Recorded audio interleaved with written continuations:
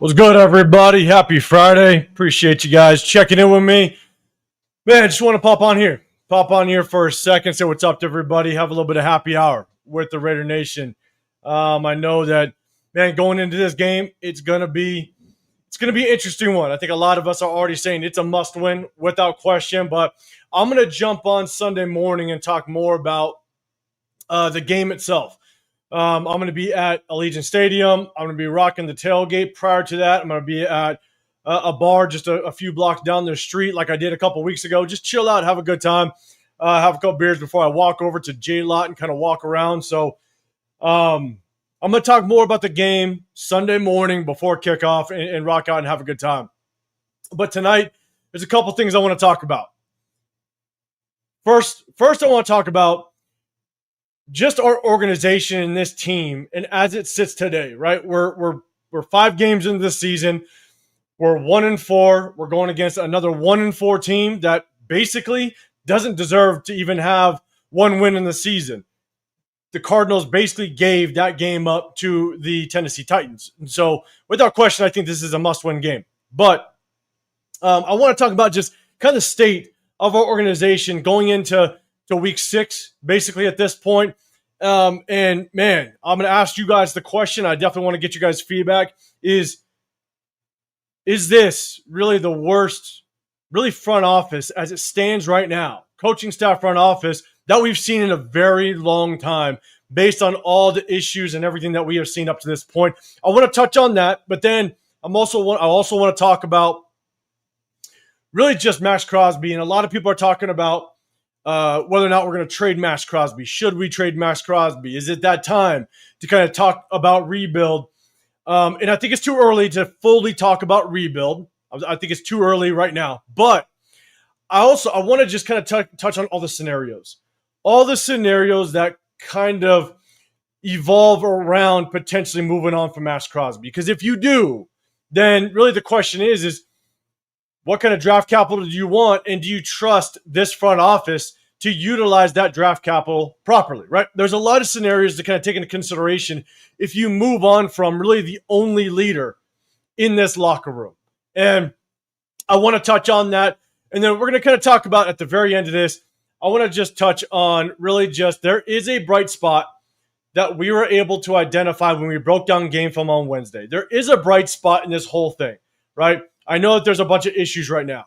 You got head coach, very suspect with everything that's gone on this offseason, very suspect as it relates to the offensive coordinator, suspect as it relates to the defensive coordinator, and a lot of question marks between our draft picks and how we handled the offseason. But based on what we saw in the game film, there's definitely something that at least we could look at as a bright spot, and hopefully we can improve on it moving forward. And so I want to touch on that at the very end, but I want to jump on here, guys, and just chop it up with you guys.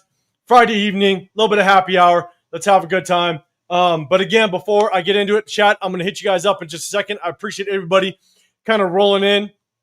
But if you guys don't know, my channel's I'm 805 Raider, Real Talk Raider Nation. I appreciate you guys. I usually just drop videos, but I also go live with my guys in the Raider War Room with Chris as well as the Severe Raider Man. Make sure you guys go hit those guys up as well. But if you guys don't know, I do my own videos. I jump on some lives, but periodically I want to jump on here and just chop it up one-on-one with you guys, answer any questions. But at the same time, just kind of talk about really just kind of rips off the top of my head, to be dead honest with you. There's so much that goes on. You know, a lot of people that I chop it up with, especially my wife, sometimes I'll talk her ear off. She's like, man, I don't know how you could talk so goddamn much about a team that's losing. And I get it, but there's so much that you can address and talk about as it relates to the season, no matter if you're winning or losing. And I was like, you know what? Let's jump on this Friday and talk about it.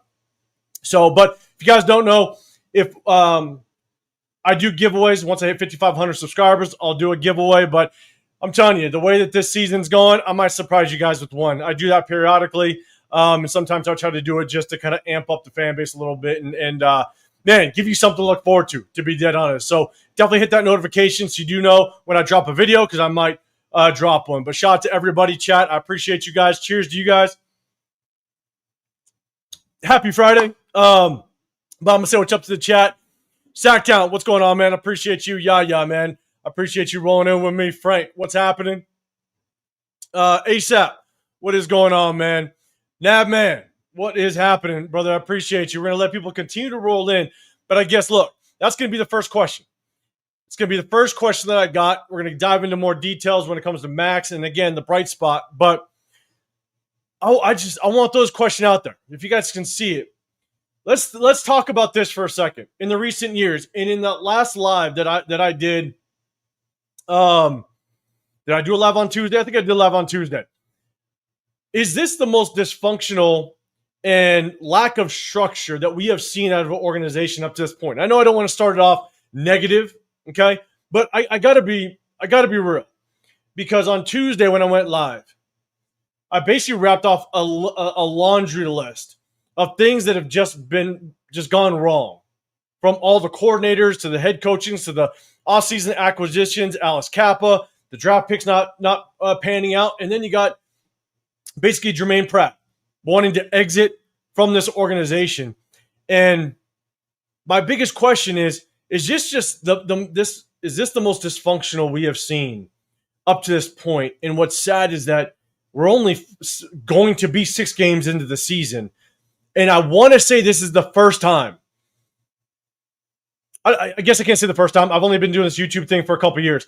I want to say that this is probably the easiest and earliest a lot of the fan base has been able to kind of just almost say we are on the brink of just kind of scrapping this season and playing for a playoff position. I remember last year doing this YouTube thing. Everybody basically going into damn near, I want to say, shit, even week 13, week 14. Everybody was basically saying, you better not talk about, tanking a game. The tank talk, you couldn't even bring it up with people basically saying you weren't even a Raider fan. And I'm seeing it more and more now than I ever have, that people are ready to hang it up. People are ready to just be like, let's just scrap this season because they're starting to kind of see the writing on the wall. So the question is this kind of the worst we have seen it this early in a season? Again, based on the laundry list of things that we have gone through. I mean, the Jacoby Myers talk, and basically them saying, we're walking on from, we're not going to extend Jacoby Myers, but let's bring in Amari Cooper. That's basically going to say, nah, screw that, we're out. Amari Cooper took one look at this organization and walked his ass out before he can put his head down on his pillow. Just the switching up of the offensive line, putting JPJ. It's funny? One thing I do want, and again, Chad, I'm going to address you guys in just a second. I see some of the replies coming in. It's so funny. If you guys saw Chip Kelly's presser, I think it was last week when someone basically talked about JPJ's aura. They asked Chip Kelly, can you feel JPJ's aura up there in the booth? And he basically kind of mocked the media and was like, I'm not feeling anybody's aura. I don't know what you're talking about. And then this week they talked about, they asked that question again. I believe they talked about, Michael Mayer and his return and just how much that's going to, be an effect on the offense. And Chip Kelly kind of jokingly said, I really feel Michael Mayer's aura. He basically just mocked the media a little bit. And unfortunately, I think that's just kind of what we're up against. You see Geno Smith's response to the media and then basically asking him, can you address the turnovers? Can you address the issues that they're seeing within this offense? And he basically came back and said, look, it ain't my fault. He blamed it on Deontay Thornton. He said, look, most of my interceptions are batted passes up in the air. No, they're not. That's an absolute lie. 90% of those interceptions are solely on you, Geno, but he decided to back it off. And the thing is Chip Kelly, or I want to say Pete Carroll, he's basically backing him up. He's backing up Geno, and Geno's his guy, and he's not going to move off of that. So I think today he did hit the presser and said that, you got to minimize the turnovers, but he didn't solely put it on Geno Smith. He also said our defense needs to commit turnovers as well. They need to force them. So it's tough. But we are getting a couple of answers. Let's see. ASAP saying, bro, Chargers office with our GM Ortiz and Jim said that It had to be better. Lies are we're setting our franchise quarterback 2 get seriously injured to the point if dude might get killed by how many times he's been hit. Frank, worst that I can remember. Nah, man. Appreciate you saying. I'm not going to go down the road of back in organization week 6, but I certainly know that the promise of winning this year is not a thing. I get you, man. I know it's a little early, but man, like, if you go down the laundry list of crap that has happened, I can, and look, we don't see any progress in sight. I'll tell you right now, if we lose the Titans, whatever fan base is left that's paying attention is going to drop off dramatically if we lose the Titans. But here's the thing, because we have no reason, there's no reason why we lose the Titans. We are a better team on paper than the Titans. We have the quarterback, the veteran quarterback that should come in and beat the Titans. So it's tough. But I understand you. It's early. We're only going into week 6. But I mean, the worst that I can imagine as of recent when it comes to just the organization and the structure was probably that Henry Ruggs year, right? Henry Ruggs goes down, does his thing on a side road. Then you had our additional first rounder, our third first rounder, Damon Arnett, flashing guns on social media. Then we got to go ahead and just cut him, right? And then the John Gruden situation, where that whole situation was about the Commanders, Redskins at the time, but for some reason we're the only ones that got hit on it at that time, and so there you go. John Gruden's out. But crazy enough, we make the playoffs that year. That was the wildest thing, is we actually made the playoffs. But we decided to blow things up. I think that's probably the most dysfunction I saw up until that point. And you got to sit in here and it's like, God damn, are we really just this dysfunctional going into a week 6 when you got the highest paid offensive coordinator and the offense is struggling to say the least, and you brought yourself in a veteran quarterback? And you can relate some of the struggles based on some of the issues and movement that we saw in the offseason with the free agency acquisitions and the shuffling the offensive line. Defense is not looking very good, and special teams has been the worst we've ever seen. And all of our draft picks are really struggling to kind of evolve from start to finish. As much as Genty, don't get me wrong, Genty has shown flashes and is looking to improve, but we didn't adjust the O-line. Hopefully it gets better. And I get it. I'm with you now, man. It is a little early, but at the same time, God, it's just been one thing after another with the drama with this, and I just don't see the writing on the wall getting any better. So I get you. It is early, but I want to kind of start out with that. But we're definitely going to jump into other topics. But then we're saying going to New England and win week 1, historical win, and that was one that we had to win. That was one that, look, beginning in. I want to say I kind of broke this down in a video. Maybe I went live and kind of broke this thing down and talked about it. But that was one that was going to be just a really a great starting point for this organization, right? Both have brand new head coaches. Both are basically revamping their entire coaching staff.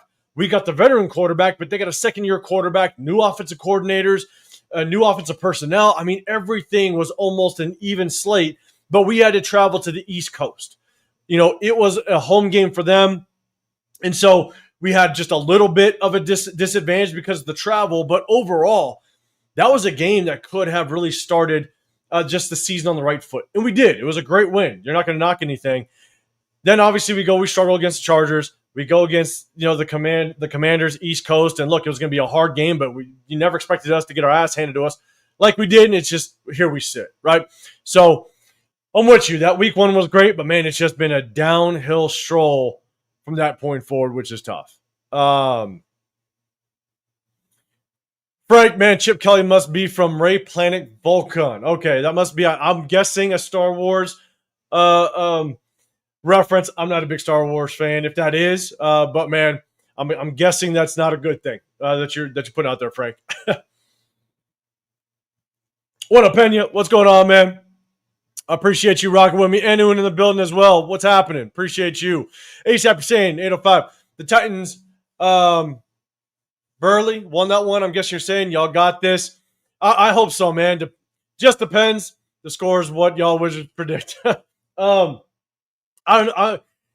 it's got to be a low scoring game. That would be in my opinion, to be dead honest. It's got to be a low scoring game. But I'm gonna go.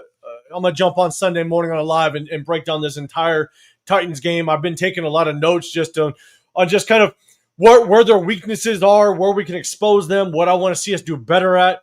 And so I'm gonna break that thing down Sunday morning. So definitely tap in. But Robert, man, if I'm saying if we're to lose to the Titans, then I believe we are truly in trouble. Yeah, if we lose, man, it's going to be tough. It's going to be tough without question. That means you're saying, oh, you mother effers can crucify me on this, but damn it, Gruden knows how to structure a team. I'll take that mother effer right now. Yeah, you're going to get some pushback on that, man. I'm not going to lie. I think it's just tough because what I didn't like about Gruden went far beyond just really the horrible draft picks, the horrible decisions, the lack of being able to really develop. It went into actually his play calling. It went into the way that he managed the offense as well. And I'll give you some examples.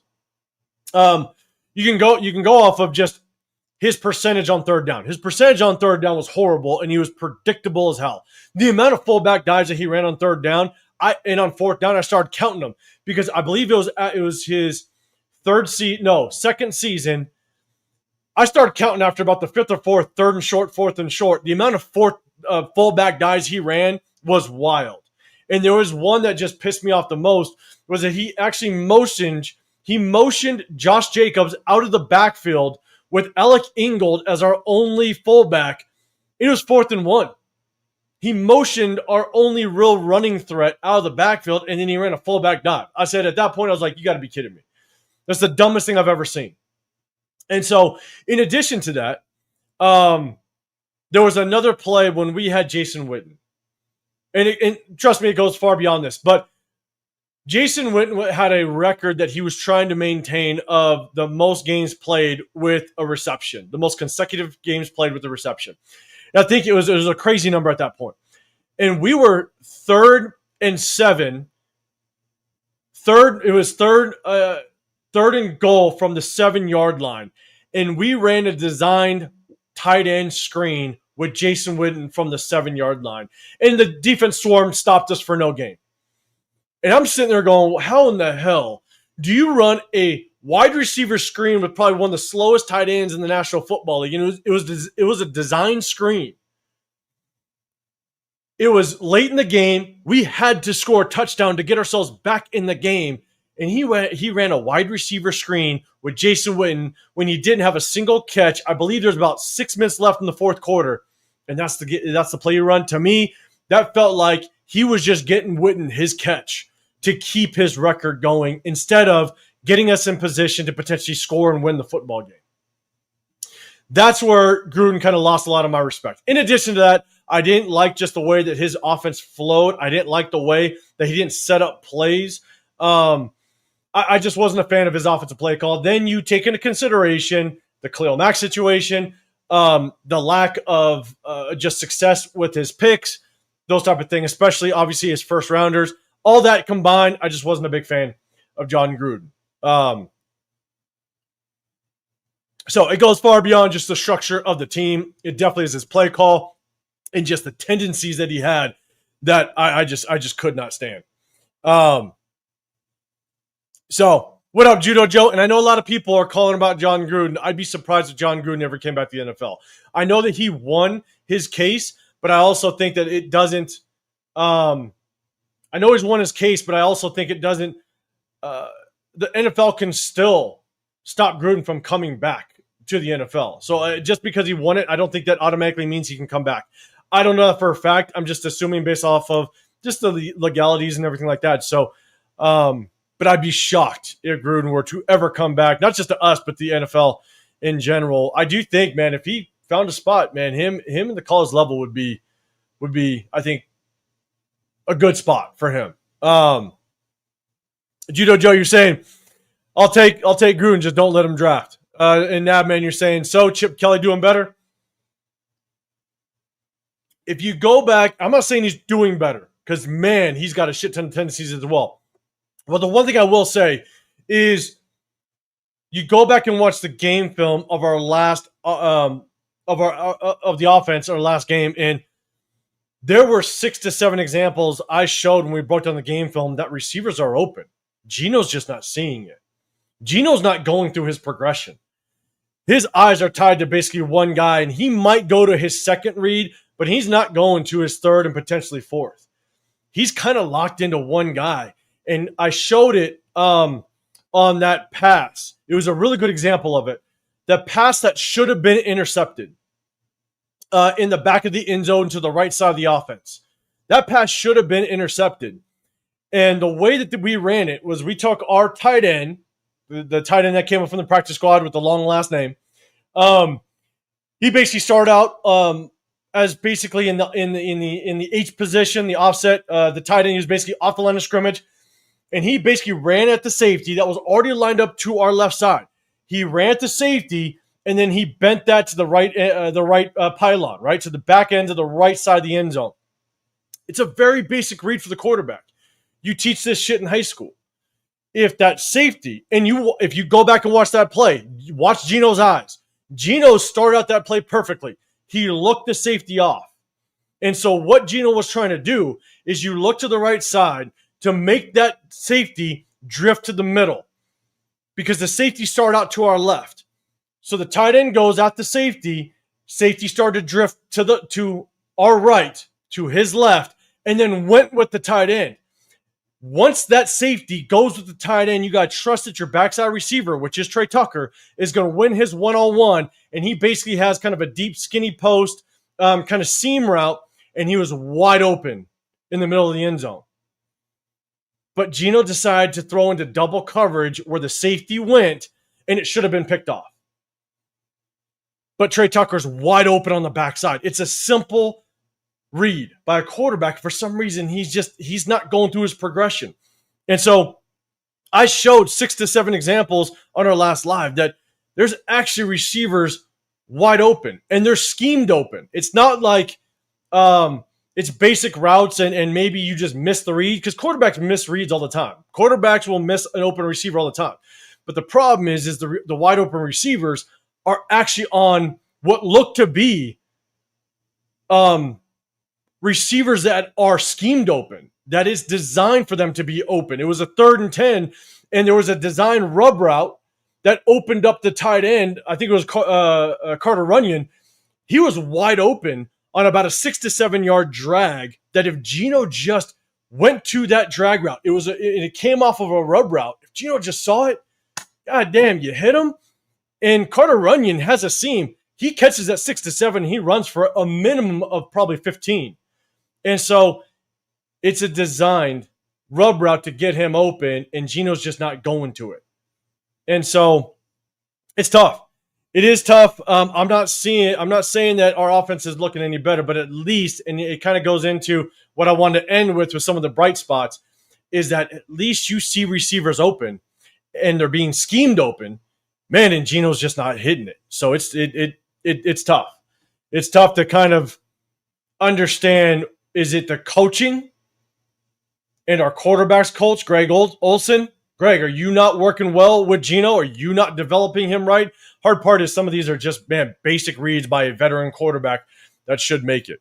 What up, Robert? What's going on, man? Appreciate you popping in. At this point, Del Rio looks like Vince Lombardi.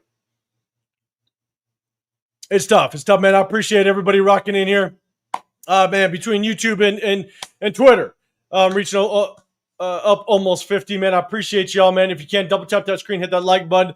We're gonna talk about, yes, I put it up there. Is this the most dysfunctional you have seen the Raiders in a long time? And to me, I feel like it is. But let me know. But then we're gonna kind of get into the Maxx Crosby talk, because I definitely want to break down not just whether or not should we trade Maxx Crosby. I think it's early, but it's talking about the scenarios. If we do trade Maxx Crosby, then what does that put us in? What does that put the state of this team in? And is that really the right decision as it relates to right now? But I will say a lot will determine the next couple of weeks. To be dead honest with you, in my opinion, the next couple of weeks will determine a lot as to truly what the state of this team is. But we're going to talk about that as well. Penn, you're saying, I just don't like how every coach being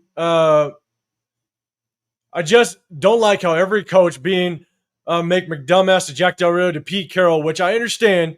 They all bring their own element to this team, but typically they try to rejuvenate. Yeah, I'm with you, but that's what's unfortunately that's what every head coach does, right? You're gonna kind of put your stamp on everything, and that kind of goes to what I want to talk about with the whole MaxxCrosby thing. But let's see. Just want to remember, guys, put that hashtag Raider in there if you can. Just guys, as people start to flow in, I want to make sure if you have a comment to what I'm talking about, or if you have a question, just hit that hashtag Raiders or hit that at 805. That'll catch my eye too. What up, Money Chuck? 805. Our team boycotted segregating games. Hired the first black coach and Hispanic coaches. Yes, they did. Only first female CEO. And had the first openly gay player. Gruden's emails reflected none of these values. I'm with you 100%. You cannot, you can't take away what those emails said. I'm 100% with you. I just think it's wild that out of everything, we were the only ones that got pinged at that point. We were the only ones that were affected by it. And that doesn't take away from what those emails stated and just what he said in those. So I'm with you. You definitely can't take it away. The thing is, it would make more sense if there was a group of people that got basically pinged on that, got in trouble, and there were consequences to that. Because obviously we all know it wasn't just Gruden throwing that shit out there, right? It looked like it was definitely more targeted. But I'm with you. I'm with you, man. Nah, man, the whole thing with Gruden is dumb.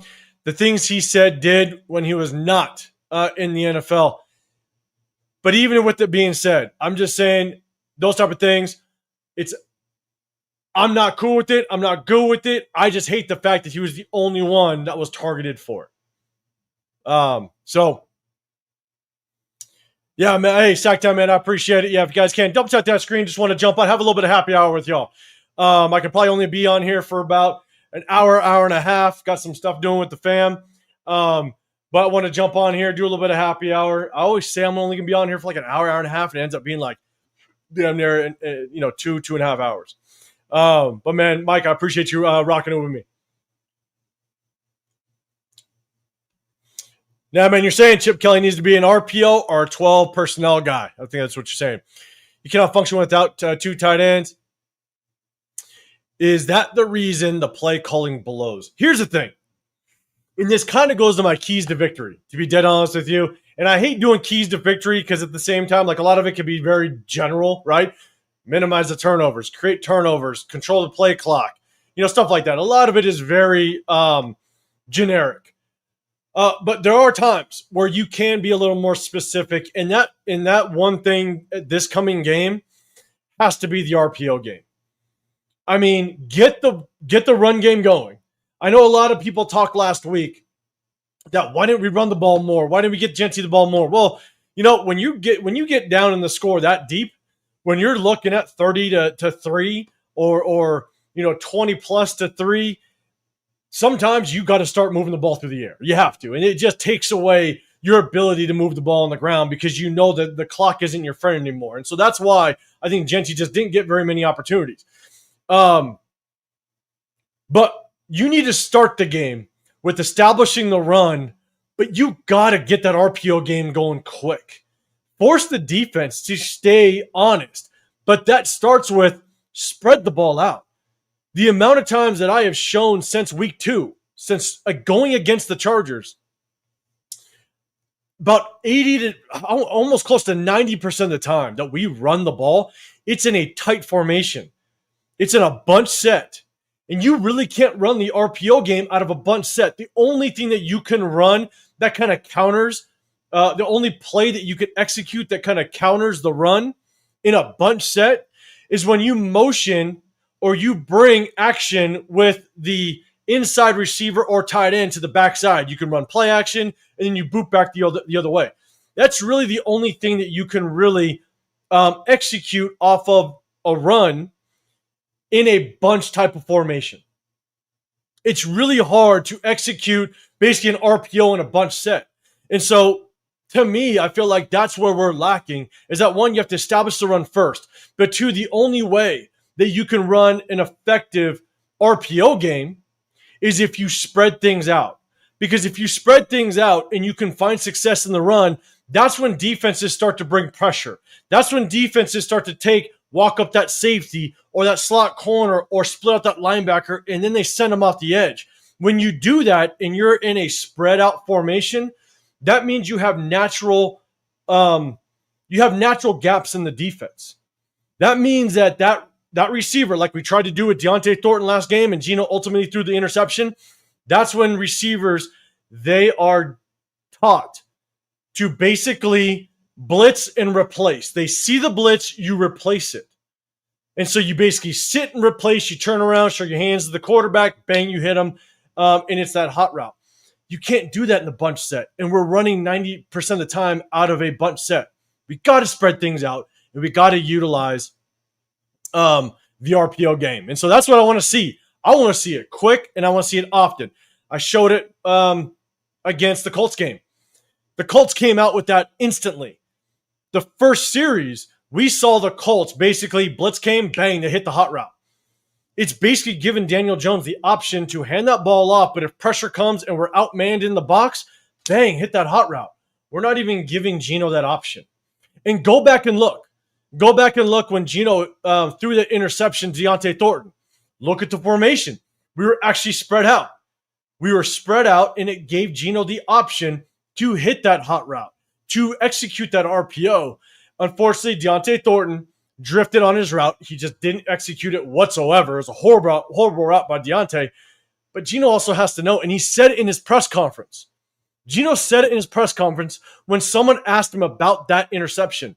And he said that Deontay Thornton drifted. He didn't sit. He drifted his route a little too deep, and he even referenced that they're sitting in a cover two. Well, if you know they're sitting in a cover two, then hit the route that's basically sitting in the hole, that's going to show in the hole, which was I believe it was Trey Tucker, just right on top of that corner route.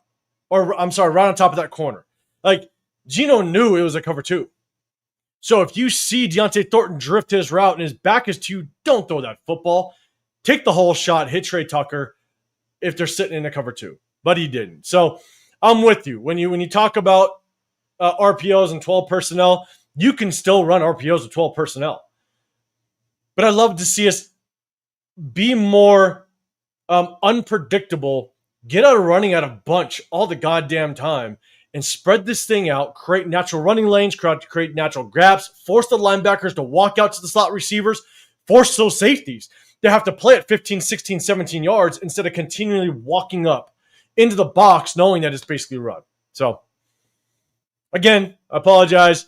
I see a comment, and I could rap on it for 20 minutes. I'm sorry. This is why my wife says I talk too much when it comes to football. My bad. Raiderman81, what's going on, man? Again, we kind of talked about the dysfunction of it. You guys are kind of getting in. If you guys do want to just throw some questions out there, hit that hashtag Raiders, and I'll do my best to answer them. But just remember, right? I come on here, and I just share the knowledge that I have with you guys. I'm not the end-all, be-all. I don't know everything. I just take from my experience of playing and coaching this game. I also take from what you guys say, man. If you guys have a point, I will read it and consider it, and then I'll basically agree with it. Or if I don't, and I have something else to say on that, guess what? I won't just say I disagree. I will do my best to explain why. And hopefully it makes sense. And if it doesn't, man, I'll listen as well. I come on here just to share the knowledge that I've had over my years of playing and coaching, but I also love to listen to you guys as well. Raiderman81, I think he's stolen with his eyes closed. He might be. I think he's just not going through his progressions. And again, I don't know if it's because he's not understanding the system. And look, it's hard. I'm going to tell you right now, it is hard to learn an offensive system. Football is football. Concepts are the same wherever, whatever offensive scheme, whatever offensive philosophy that's being taught to you, a lot of it is the same.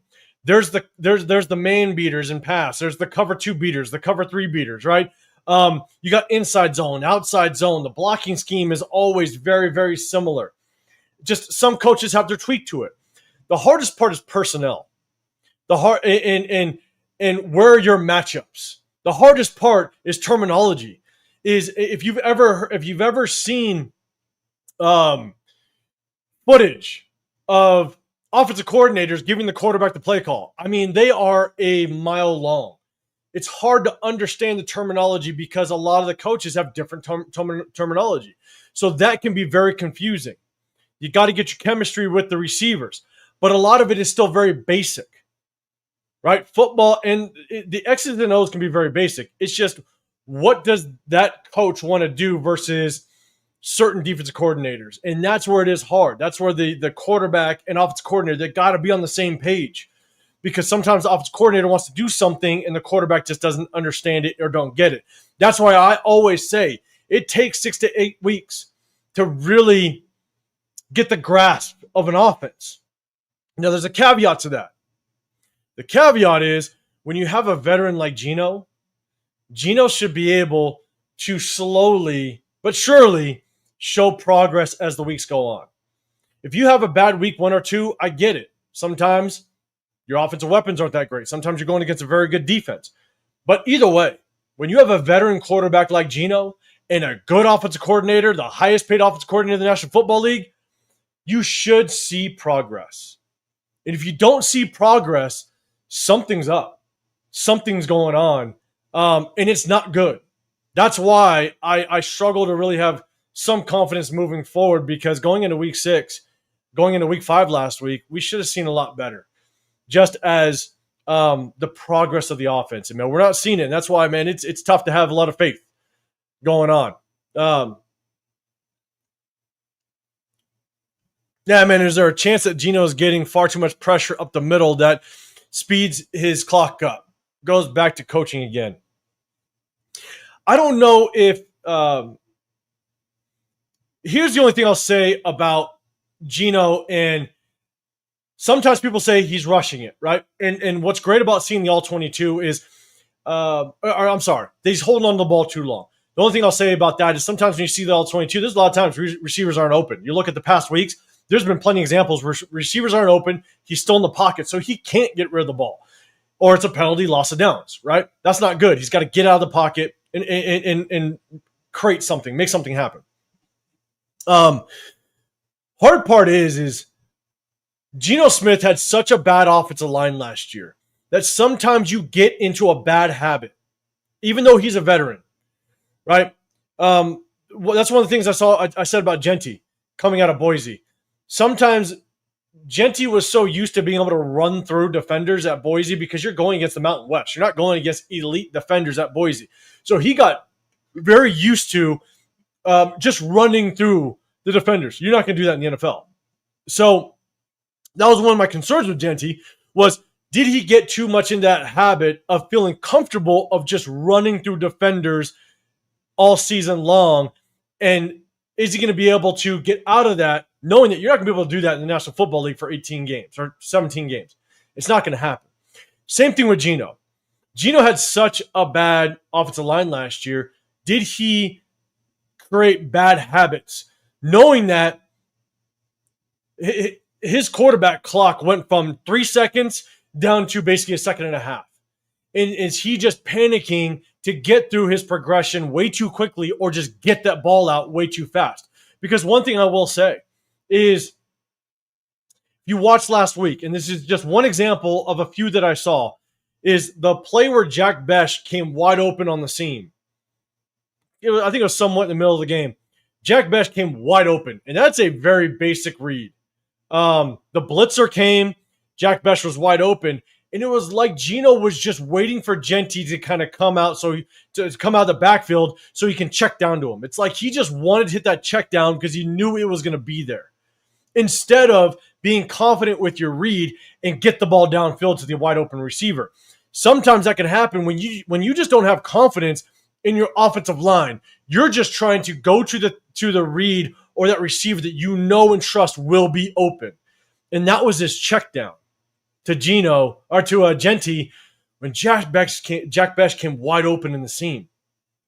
That's what you can see when quarterbacks don't have confidence in their offensive line. And so, as much as the offensive line did fairly well throughout the game, giving him time, I think Geno still has that quarterback clock of last year that's like, shit, I either need to get through my reads quickly or I'm getting to my check down very quick. And that's kind of what I'm seeing with Geno, unfortunately. So, Raider Man 81, why have we been dysfunctional for 20 years? I don't know, man. I appreciate you at least, responding to the question. I guess the one thing I will say is what's even worse is once we actually smell success, we decide to blow things up. Jack Del Rio, go to the playoffs, we blow things up. Things just don't work out. Risk Bisaccia, we go to the playoffs after the dysfunction that we saw that season, and we decide to blow things up. It's just, it's just kind of where we sit, unfortunately. Frank, man, I see you. Geno locked onto his primary, overcoached, incorrectly programmed. And look, I don't know what he was like at Seattle, to be honest. I didn't go through and watch the game film to see did he show these tendencies in Seattle? Was he because of the bad offensive line? I'm sure because of the bad offensive line, he probably just trusted a lot in DK and Jackson Smith and Jigba. JCN. He probably was like, look, JCN, man, one cut, I'm getting that ball out because I don't trust this offensive line. I just don't know if he just has bad habits from what he did last year. And look, it is on this coaching staff to get him out of those habits. And right now, showed multiple examples of last week where receivers are wide open on very basic plays, and he's just not getting the ball out. He's not seeing it. He's not going through his progression. One thing I will say is go back and look at the goal line. When I think ultimately he got sacked inside, I think we were sitting inside, I think we're on the 5-yard line, 4-yard line. It's a very simple read. You had Trey Tucker dragging across the middle of the end zone, and you had a delayed release by Ian Thomas that came across the end zone behind Trey Tucker. That's a very simple read. You could see Geno's eyes. He was looking for the crosser with Trey Tucker, but if it's not there, your second read is to the delayed release tight end that Ian Thomas was running that route. And he was wide open, sitting on the goal line, and he just didn't hit it. That's a very basic progression of a read on the goal line. That's a delayed release by Ian Thomas. Your read is Trey Tucker going across the end zone. He was double covered. He's not there. Your second read is Ian Thomas going across the goal line. Just didn't see it. It's just very basic things, unfortunately. Rebel, Bo Hardigree, and the Callahans are going to kill us at home. Hey, shout out to Bo Hardigree, man. I am grabbing another beer, man. Shout out to everybody. I appreciate you guys. If you double tap that screen, again, I do a sub-only chat just to show our appreciation to all of my subscribers. I appreciate you. If you guys want to get included in it, hit that sub button. I do a giveaway when I hit 5,500 subscribers. Again, I kind of announced it. I might surprise you guys with one early because look, once we're not good, things slow down, and I'm not going to hurt my subscribers to a giveaway because we're not very good. So I might surprise you guys with one. So hit that notification so when you guys know I do go live or drop a video, and I might surprise you guys with a little bit of a giveaway before 5,500. Because again, anything I make on here, I just give it back to you guys. It'll be my 11th giveaway since starting this channel in early 2023.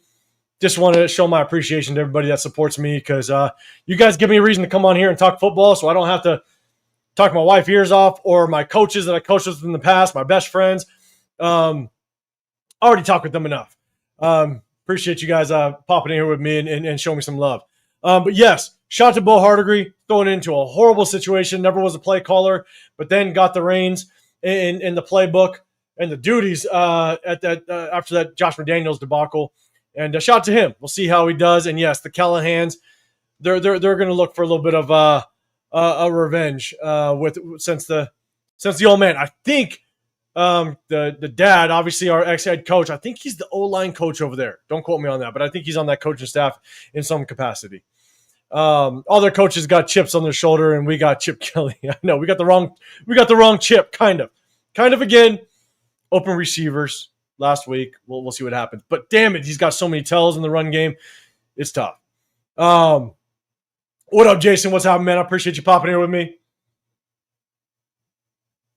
Jack Kenna, what's going on, man? Appreciate you showing some love, man. I appreciate you popping in on a Friday. Just throwing a little happy hour out there, man. I've been here on 45 minutes. I might be on here for another 45. So again, guys, we're going to talk about maxxcrosby in just a second. I threw the question out there. I'm going to take this chat down. Is this the most dysfunctional we've seen in our recent years? I'm 42 years old. I've been a Raider fan since 9 years old. So anything beyond that, I can't talk about dysfunction. But, man, I think this is the most dysfunctional we've been in quite a while. So let me know, especially the old heads in here. I don't mean to call you old heads, but you know what I'm saying? You guys have been around since our I was born the year we won the Super Bowl. So it was just fitting that I became a Raider fan. But if you guys way back in the day, you guys know the winning just culture of this team, is this the worst you've ever seen? Let me know. Hit that hashtag Raiders, man. Yeah, Frank, cheers. I'm gonna replace this one, get another beer as we get to the next topic. Judo, you're saying Goodell sabotaged our season with that leak. Hope he gets sued into that dirt. I know he did. And here's the thing.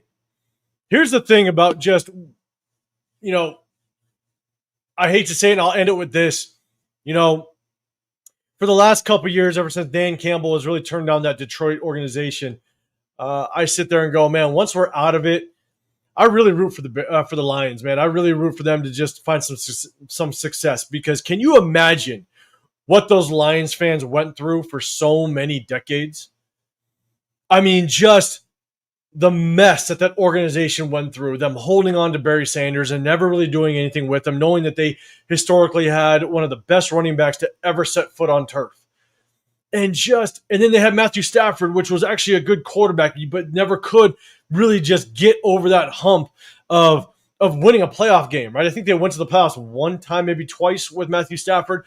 But I root for that organization. If we're completely out of it, I root for them to do something, because it's all about that. Man, I feel bad for that fan base. I remember a couple years ago, they brought on some guy. He probably looked like he was easily in his 70s, maybe. And had like a respirator and stuff like that, all hooked up to him. And he was just like ecstatic when they even were able to be in the discussion of possibly going to a Super Bowl.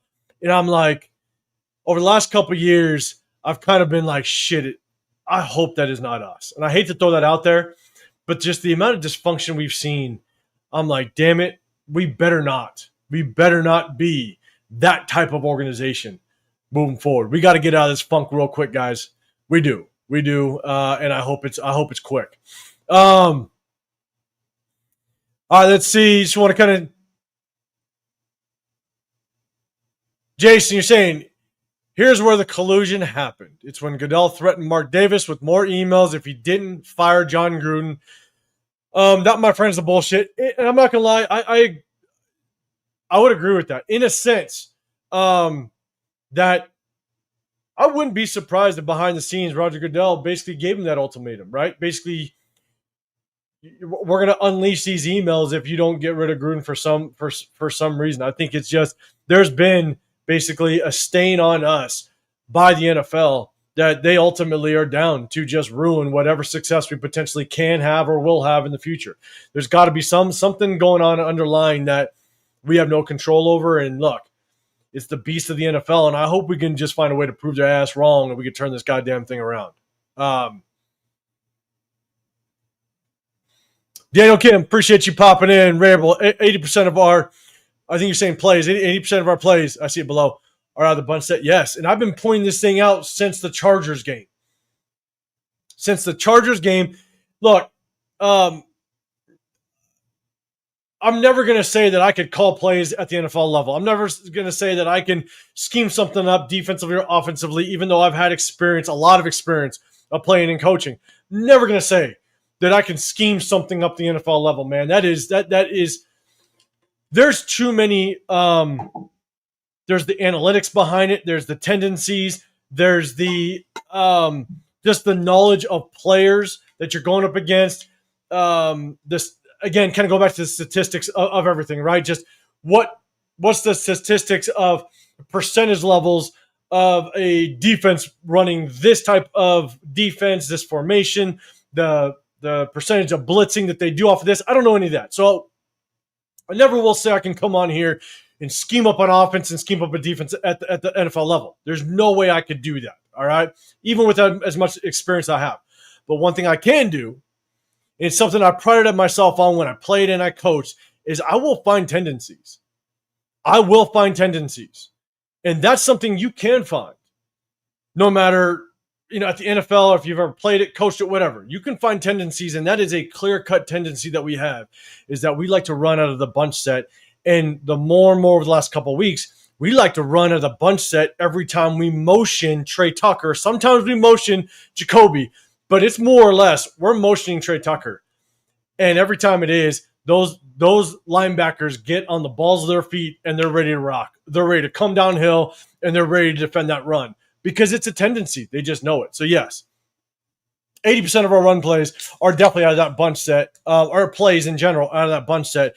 And whenever we spread things out, 90% of the time, it's a pass play. It's just a tell. And again, that's just one of the things I will say. I will find tendencies.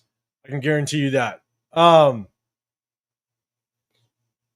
right, so let's do this. Let's kind of get to the next one. I think, Rob, you got one more. Gino needs to go there. Gino needs to go. There's no ands, ifs, or buffs about it. He has played horrible, and it's crazy that people are still making excuses for a 13-year-old vet. I don't know if you caught my live before, Rebel, but the one thing I said, because there was a lot of question marks,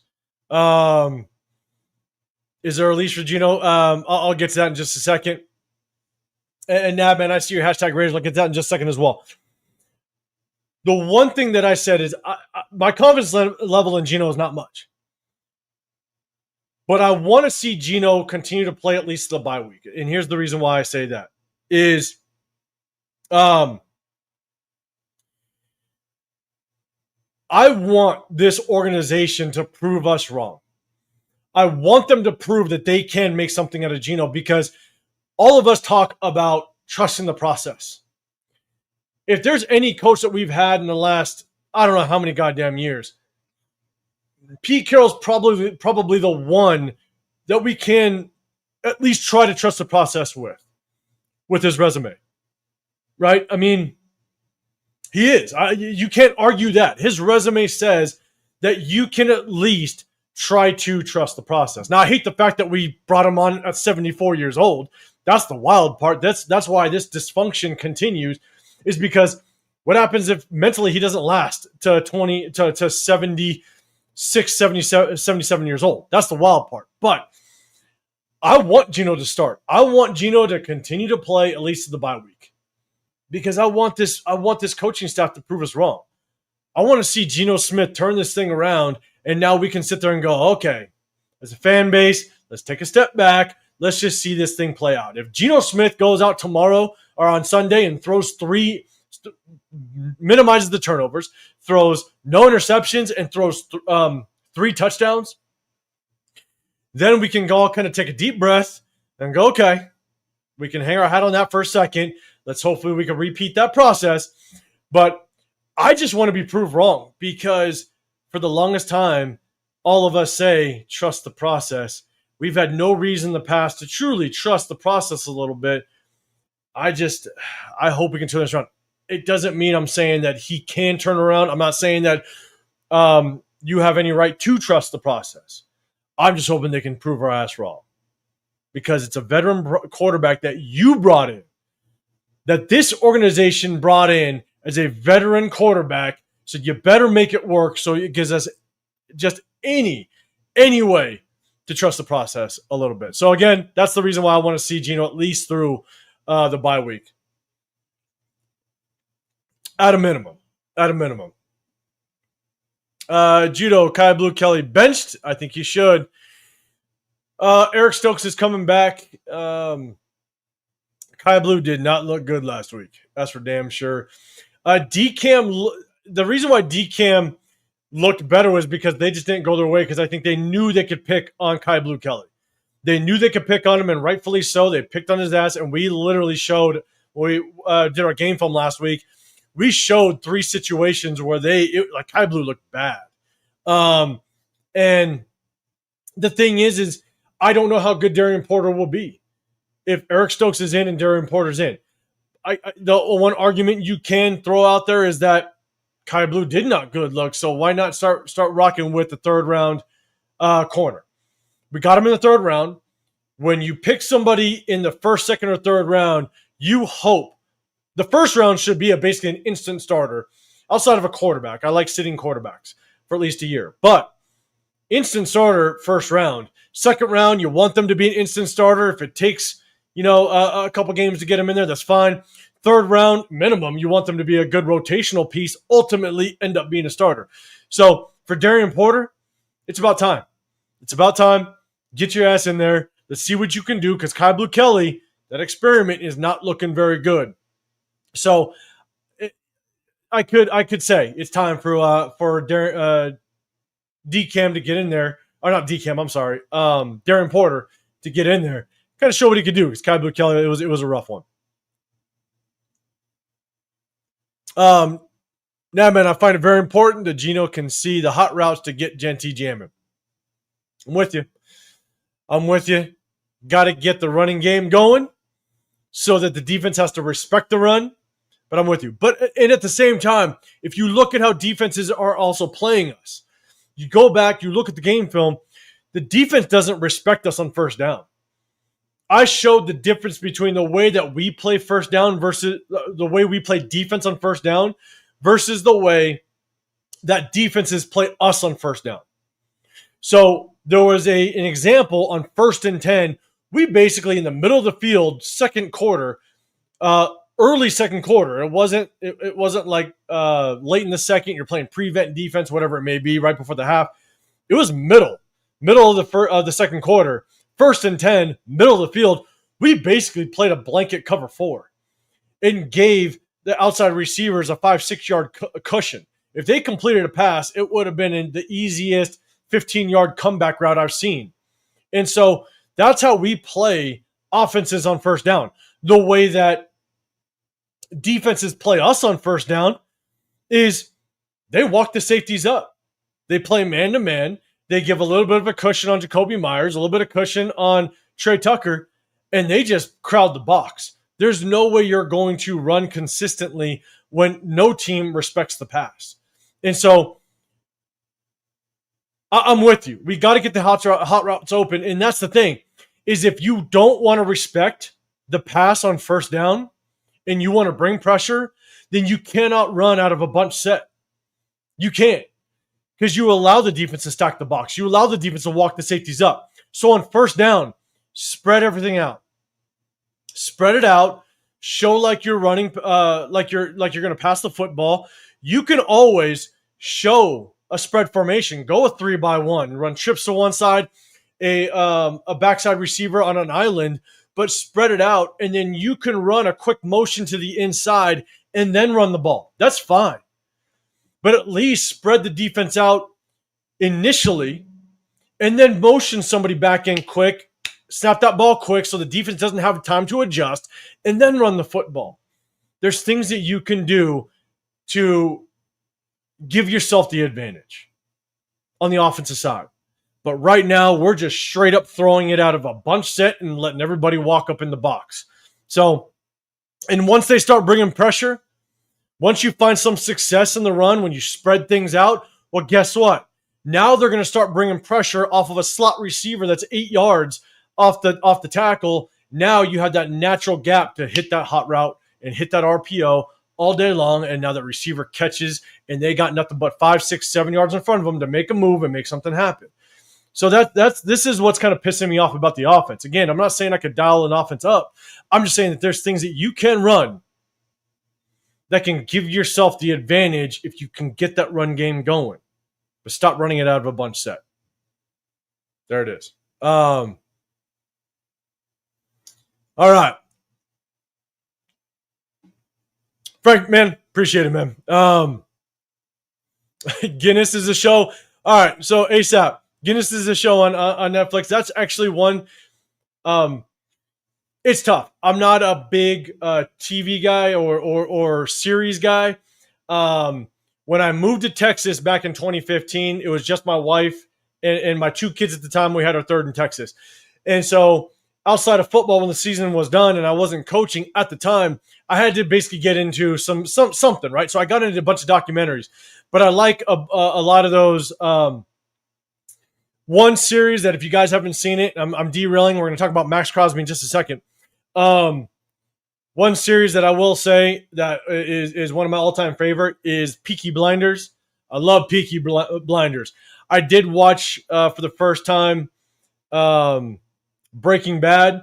My entire family were all about it, but because I'm just a big football guy, and if I watch anything, it's all about sports, I just didn't watch it with them when I lived in California. And so when I moved to Texas, had nothing else better to do in the offseason, I was like, let me try it. One of the best series I've ever watched. So I regret watching it. But Peaky Blinders, without question, is one of my favorite. And I think the same guy that produced Peaky Blinders produced the series Guinness on Netflix. So I definitely have it saved. I'm going to watch it when I have time.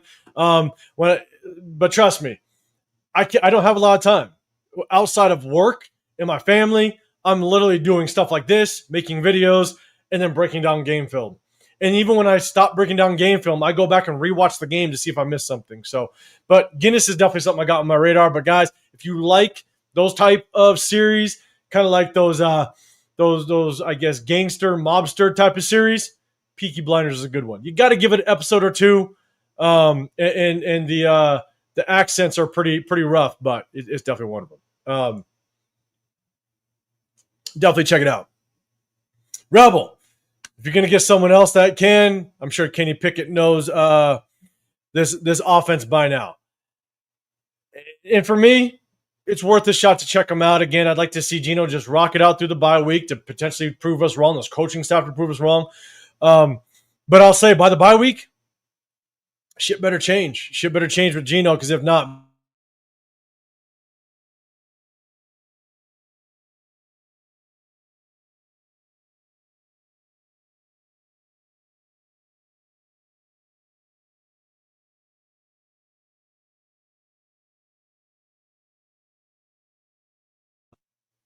all right, I'm back. Let's see. Singleton, what's going on, man? I appreciate you rocking.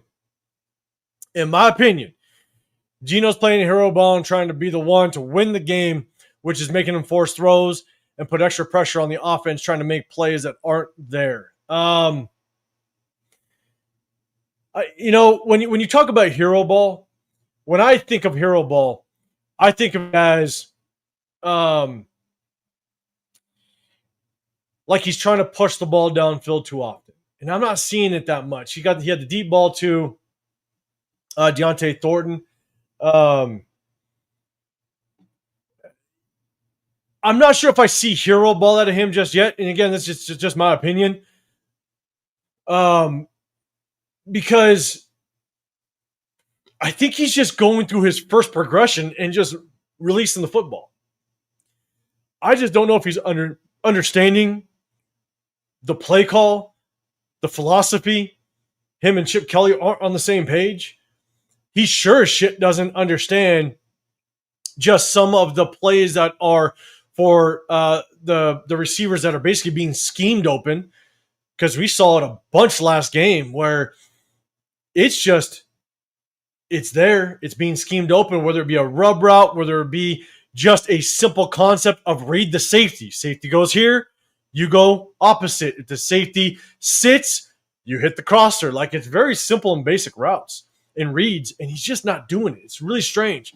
And so, in my opinion, I don't know if it's necessarily hero ball just yet, but one thing I will say is it is tough, because last week's especially, and you look at that Commanders game, the game got out of hand so quickly that now you're forced to be one-dimensional. And when you're forced to be one-dimensional, it makes it that much harder for the offense to find success, because now the defense knows what you want to do. They could care less if you run the ball and gain 5-7 yards. You're not going to do that consistently, because then you're just going to drain the clock, and now you'll have no chance at coming back. So out of the 5 games we've played so far, we're 1-4. Of the 5 games we've played so far, two of those games, we were predictable basically going into the second half, unfortunately. So You know, it could be a little bit of hero ball. I don't see that just yet, but I think it's more just Gino just doesn't understand it and they don't get it, and that's coaching. And I hate to say that given the fact that he's a veteran quarterback. You got to make it work.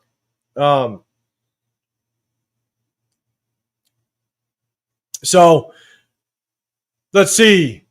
Troy, what's going on, man? Appreciate you walking in. And then we're going to jump over and we're talking about MAXX. Again, I apologize. I try to give as much respect to the chat as much as possible. If you guys got something, if you pop in here, I try to say what's up. But Troy Gill, man, when are players going to take blame for making mistakes and coaches coach and players play? You know, I will say the player that has to take the biggest responsibility for mistakes right now. And Troy, I don't know if you're pointing at one player or if you're pointing at multiple. But the one player that has to take ownership for his mistakes, in my opinion, and chat, let me know.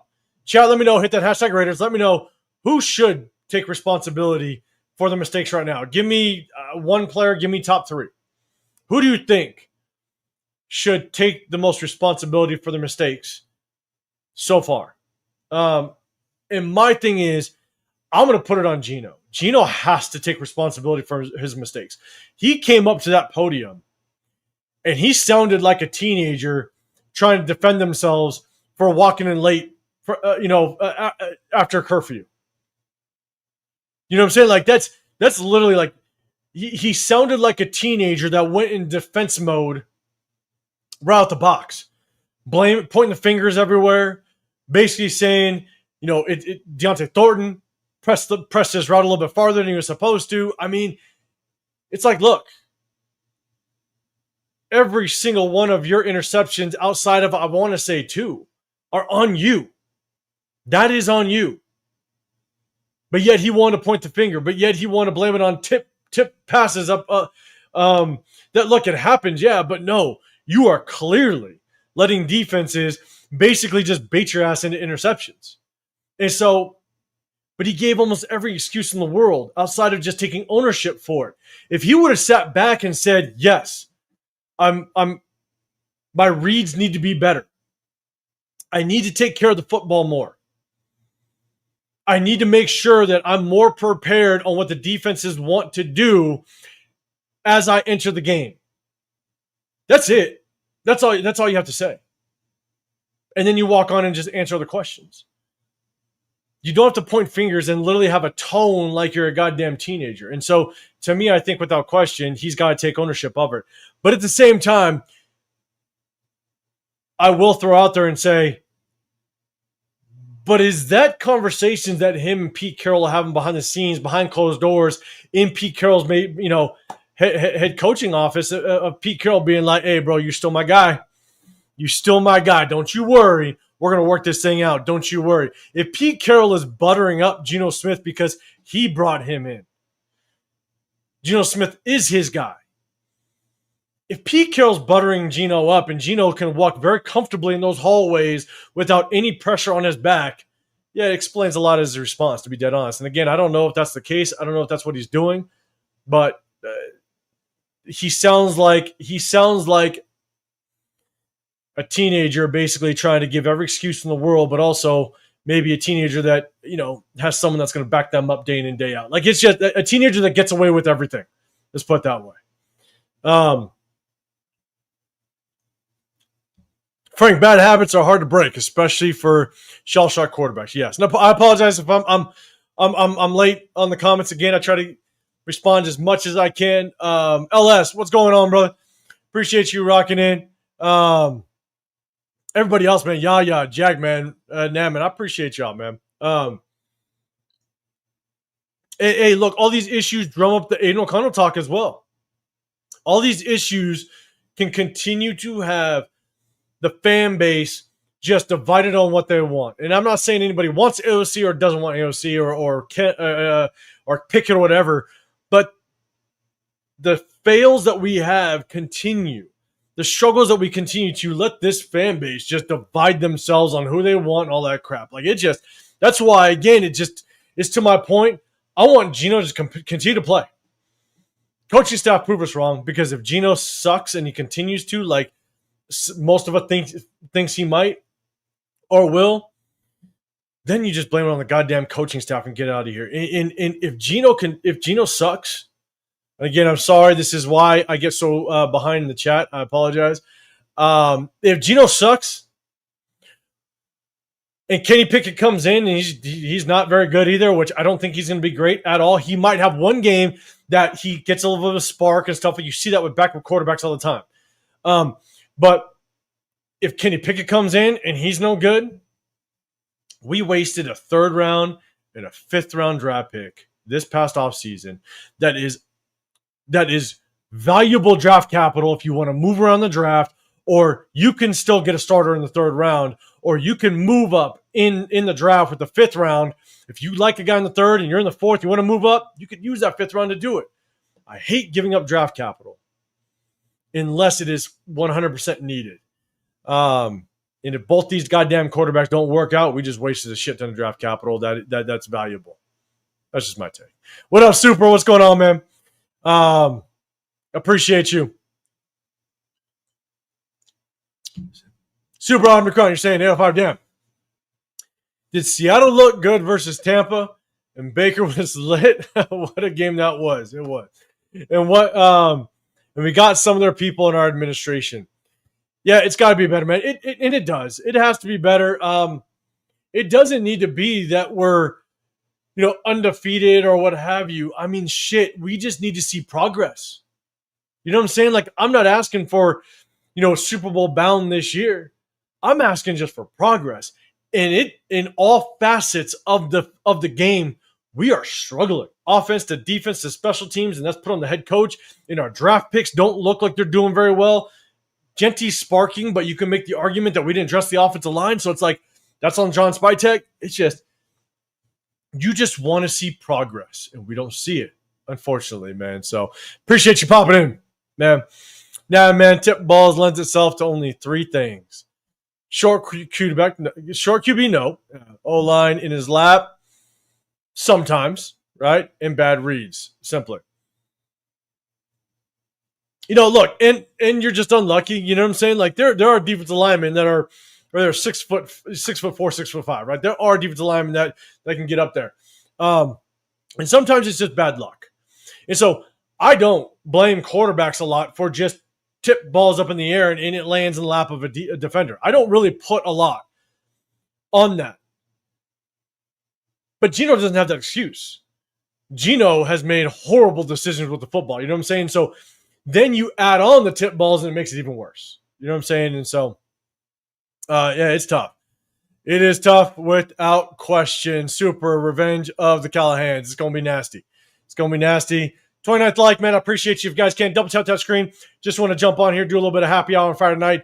I got something going on in about 15 minutes, I think. I'm just waiting for the wife to knock on the door. Then I know. But I want to jump on here. Guys, I'm going to I might do a live on Sunday morning. I'm going to hit up J-Lot because I live here in the Vegas area. So I'm going to hit up J-Lot. I'm going to go to a spot called the Tailgater Tavern. It's a few blocks just west of J-Lot. I'm going to go live from there. I did it the last home game. People tapped in. And this is where we're going to talk about the Titans game. I got a bunch of notes on the Titans game. I'm going to jump on, just talk about it, get a little bit of a picture in, have a good time. Then I'm going to walk over to J-Lot. I know my guy Leo's going to be in town. It's his birthday. Shout out to him. And if you guys do ever go to a game, if you ever go to a home game, hit up my guy. He's in the middle of the main aisle of J-Lot where everything's going down. He does a little open bar. He doesn't charge any money. He just asks for donations, and he serves up a full bar. And again, like I said it before, I go and grab a couple beers. I drop him a couple 20s because I love the fact that he's just doing it. Go hit him up. Show him some love, man, because it takes a lot of effort to do that. So I'll be at J-Lot. I'll also be walking around and giving some love to everybody that tailgates over there. So, again, if you're ever going to a home game, hit me up because I'll definitely be in J-Lot. I don't go to every game, but I'll definitely definitely be in J-Lot. What up, Dre? What's going on, man? Yeah, give us a – yeah, I'll try. Damn, I am far behind the chat. I think Yaya, you put that at 5:15. It's 5:45. Jesus Christ, man. I appreciate. I apologize. Again, Raiders GM should be holding workouts for players. Obviously, we could use the talent that can help us. If we lose the next 2 games going to that bye week, sure as shit, there's going to be something going on without question. LS, man, give away in a mock draft show. Mock draft's going to start already. It's going to be wild. All right, so let's do this. I'm so behind the chat. I apologize. I'm going to kind of scroll down a little bit. If you guys had a comment a little bit later, I want to say like around 5:17 or so, throw it in there again because I apologize. I'm going to kind of scroll down because I definitely want to get jumped up in the chat a little bit, man. I apologize, especially if you have a response to what I've basically been talking about the last half an hour. I apologize. Let me know. Rebel, Jam Davis, I got nobody once and has been sitting on the practice squad. I know. I've seen some people go in there and say, you know, he's going to be a difference maker, or we're going to add this guy. It's like they're practice squad guys. Like, it doesn't move the needle, doesn't get us excited. I would have kept Jermaine Pratt, but obviously there's been some dysfunction on that. What up, Jason? What's happening, man? I appreciate you popping in. One thing I will say, guys, I appreciate all my members. LS, I think you were my first member, man. I appreciate you. I did drop some memberships, so if you guys want to support the channel, I appreciate you. Once I kind of grow that, I'll do some member-only lives as well as maybe some member breakdowns, film breakdowns if you guys want to see it. There's a player that you guys want to break down. If there's a player maybe even going into the offseason, free agents, because I have access to all 22. If there's free agents, if there's players that we picked up that you want to do an all 22 on and break that game film down, you guys know how we do it on Wednesdays. That's something I think I want to do. But I appreciate all the members. If you guys want to hit that up, I definitely appreciate it. Again, anything I make on here, I just give back. And according to Yaya, maybe I just need to do a giveaway of a win. Hopefully, but I might surprise you guys with the giveaway because, man, it's just something I want to do to kind of just spark something with this goddamn fan base because we ain't nothing. What up, Arnie? What's going on? My guy, Severe in the building. What's going on, man? Wilkins stuff, JPJ stuff, Jacoby trade request, Amari Cooper retirement, nepotism, favoritism, throwing coaches on the bus. It's a lot of dysfunction. I know, man. I appreciate you popping in. We're going to rock out, man. Yes. Hey, guys, go over to my guy Severe as well as Chris Protect Shield. Go over to my guy Severe, man. Show him some love. Make sure you guys hit that sub button with him. We go live in the Raider War Room after the games, and we break down game film. Dixon in the building. What's going on, man? I apologize. I got to get to all these comments, man. Raiders so bad got me watching college football. Hey, shout out to college football. There's one game I'm going to be watching. Moving up. And Arnie, I'm going to get your question here in just a second. There is one. In LS, I'm going to get your super chat, and Arnie, I'm going to go back to your question. I promise.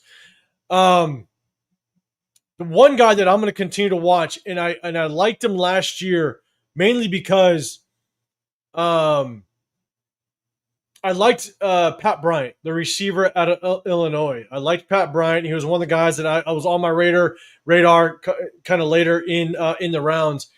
But shit, I'm blanking on his name now. The Illinois quarterback. Yeah, I liked him. I liked him last year. And it's right around this time, I'm going to start watching quarterbacks because obviously we're going to need one. I'm going to start watching quarterbacks. I'm going to start watching other players, position groups that we want to probably take a look at. And that Illinois quarterback is someone that was on my radar last year, as well as Drew Aller. But I want to see how this kid does against, I believe they play Ohio State tomorrow. I'm going to watch that game just to kind of see how this kid does because I think he's got a lot of good assets to him. A lot of good qualities in the quarterback that I like. But again, I kind of want to see how this kind of plays out with him. But for me, I'm going to start paying attention to quarterbacks starting this weekend. But, man, Dixon, I appreciate you. Arnie, I'm going to come back to your question. Give me 1 second. Again, I apologize. I'm late on the chat. Let me get done. LS, brother, I appreciate you. I've been watching the same TV show for years. It's about a football team that finds it new and exciting ways to disappoint each season. Wouldn't recommend. I know. I know, and it's a show that we're unfortunately always dedicated to and continue to watch, and it's bad, man. It's bad. It's tough. All right, let me go back again. I apologize, guys. Arnie, let me go back to that question. What is Geno Smith's total evaluation so far this game, game 5? 1 through 9. Offensive line, receiver, tight end talent, or bad game plans and schemes. I think it's a combination of a lot, right? Bad. The schemes are rough because we're predictable, but last game proved that we can scheme guys open. We can scheme receivers open. Geno's just not seeing them. So is Geno just not willing to go through his progression? Is he not understanding the play calls because terminology can change within coordinators? So does he not understand the terminology and what Chip Kelly wants to do? There's so many question marks because we finally saw a game where we're scheming guys open, but Geno's not seeing it. Is the quarterback clock going off way too early? It's hard to know. So that's why I want to kind of see Geno ride this thing out at least to the bye week. I want to see just, can we change up the tendencies, not run in bunch formation so goddamn much? Can we change the tendencies so that it makes it easier for Geno? But also, I will say, against the Commanders, against the Colts, man, we got down in those games so quickly and so fast that it makes you one-dimensional, so that doesn't help. So we really have 3 games to really truly evaluate off of as it relates to the scheme and what can we scheme a game, right? But a lot has to be put on Chip Kelly because he's the highest paid offensive coordinator, and you're not making this work with a veteran quarterback. You got to see some progress. So if you look at just Geno right now, based off the last game, I give Geno probably 1 through 9. If I can rank it, I give Geno probably about a 4 right now because he's just not seeing it. Unfortunately, he's just not seeing it. Elikam, Chip, we got to run the ball. Come on now. We do, but not much you can do when you get down so quick and so fast in the game. And again, I'm not saying that that's an excuse, but it makes us very one-dimensional when you get down like that. Yeah. Peace not going to bench his guy. Probably not. Daniel Kim, what is the process? I know. I'm with you. Okay. Let me kind of get down into the chat. Bob, what's going on, man? We are not talking 2026 draft. You talk to the fan base about that because plenty of people, I think, are starting to kind of just see it and realize it. And it's unfortunate that, unfortunately, it's looking rough for us. All right. Again, I think it's the earliest I've ever seen the fan base want to move on to the draft and kind of tank for some quarterbacks. So, again, appreciate y'all. I'm cracking open another one. Again, I'm just waiting for the knock on the door. The wife's going to be like, all right, it's time to go. I apologize. I'm not exactly sure how to pronounce that, but Colt's saying here, every time AJ touches the ball outside the hashes, he makes great plays. Ashton Genty, because of his speed, agility, and size, the amount of times the Raiders ran the inside zone dive was insane. I know. I'm glad to see you see, some tendencies as well, man, but I appreciate you popping in. Sack down. ASAP, stop saluting both. Hey, you guys are having your own battle. Hopefully you guys can work it out. Jason, mobile quarterbacks is what we need. Pocket passers are fading away. Once we get a quarterback that can really move, we will be better on third downs. We have the speed. Do teams trust and respect it? Here's the thing, and I'm with you. I want a quarterback that can run, not a runner that's a quarterback, if that makes sense, right? So that's what I definitely look at. I want to make sure that you don't need to be crazy mobile. I kind of throw out this scenario, and again, I'm trying to speed up in the chat. But what up, Jeff, man? I appreciate you popping in. The one thing I'll say is you look at the mobility of somebody like Brock Purdy. Or even somebody like Patrick Mahomes. Mahomes isn't the fastest guy. Mahomes isn't going to be able to rip off 30, 40, 50 yarders like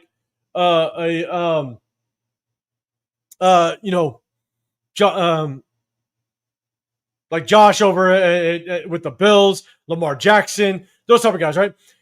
They do enough to extend plays. They do enough to create opportunity and just be able to, it's like a boxer, just get those body shots in to get a first down with your legs on the 3rd and 4.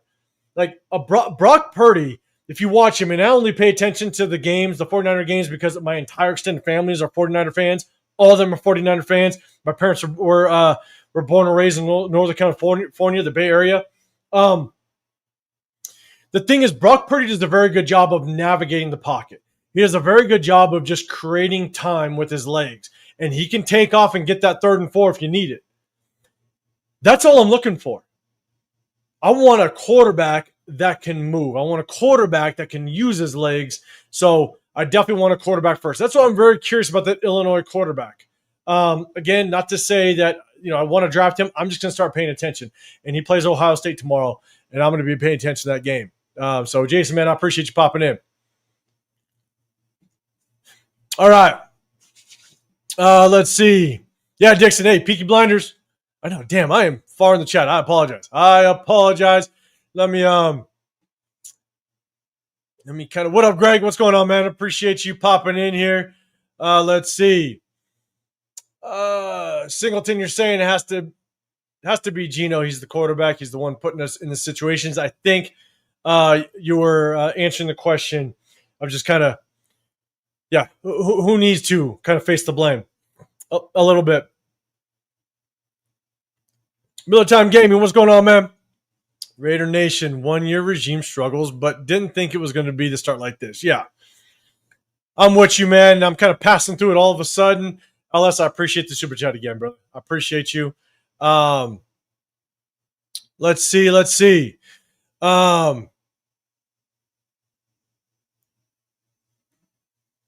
ASAP. Nail in the coffin out of 5. You have to be a better leader than Gino. Plea here, Carr's motivation speech. Big trust number 7. You got to be a better leader than Gino. I'm with you. I'm with you. Singleton, I want a rookie quarterback. I feel like Shedeur Sanders would be playing better at this point. It's tough. I got plenty of opinions on Shedeur, and I'm not going to go through that because I'm already so goddamn behind in the chat. But look, it's tough. I would have been good with Shedeur in the 3rd round, because that's my grade on Shedeur. I would have been good with him in the 3rd round, but everybody decided to jump on him or jump past him, I guess. I know, LS, man. We almost wasted an entire draft this offseason. I know it's tough. I know. Raider News Central, what's going on, man? Appreciate you popping in. Bob the Surfer. I'll be in J-Lot. Look for me. I'll be wearing the Stabler jersey. I'll be the dude with the long blonde hair and black cowboy boots. All right. So, Bob the Surfer, bro, I'll be in J-Lot, but I'm going to be walking around. I hope you're still in here. Again, I know I'm behind. I'll be in the middle, typically where that little bar is. I always wear my jersey. It's a basketball jersey. But obviously, you know what I look like. Come hit me up, brother. And you've always been in my comment section before I started doing lives when I did my videos, man. But shout out to you, man. So hit me up. Come find me, man. Hit me up _805 Raider on IG as well. Can't find me, but I'll definitely be in J-Lot walking around. So hit me up. 100%. All right. So what up, Rosetown? What's going on? All right. Let's see. Craig Lira. Hey, in one of the mock drafts, I think one mock draft, I actually ended up trading back, and I got Jackson Dart in the mock draft. Hot Dog Water did get Jackson Dart in the mock draft. I'm just saying. Super Omicron. Max for Brock Purdy and a first-round pick, then a 3rd, something like that. Okay. All right. Melsef Mo, what's going on? Geno Smith, been in the league too long to play the way he's playing. Yeah. Staring receivers down, holding the ball too long, and the center needs to go. So, Mesself-Made, I think it is. Meredith doesn't need to go. Meredith needs to play guard. He's been struggling. The one thing, he ended last year as one of the best guards in the National Football League. I think they had him around the 14th best guard in the National Football League. That's out of potentially 64 guards. You move him to center, and he's never played center before, ever. Ever. What made you think he could all of a sudden learn the center position at the NFL level? That's wild thinking. So Meredith doesn't need to go. You just need to potentially ultimately move him back to guard, where he actually played well. He went up against some of the best interior defensive tackles in the National Football League last year. He saw Chris Jones twice and handled him easily last year, which is wild. And so he doesn't need to go. They just need to move him, if that makes sense. So what up, MDM? What's going on, man? Super. You want Altmaier over Dante Moore? I don't know yet. Again, I got to watch more about Altmaier. And that's his name. Thank you. I got to watch more about him. I don't know who I want more than the other. Again, it's all about positioning in the draft. It's more about navigating and managing the draft over who I want at a certain position, if that makes sense. So, but there's still more. I got to look at these quarterbacks before I make a final decision on who I truly want to go after. For example, like I really liked Drew Aller. I still like Drew Aller, but the problem is I hate that offensive coordinator.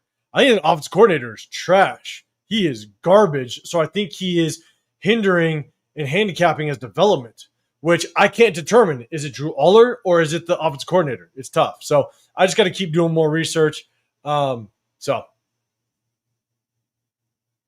Chewy? What's going on, brother? I appreciate you popping in, man.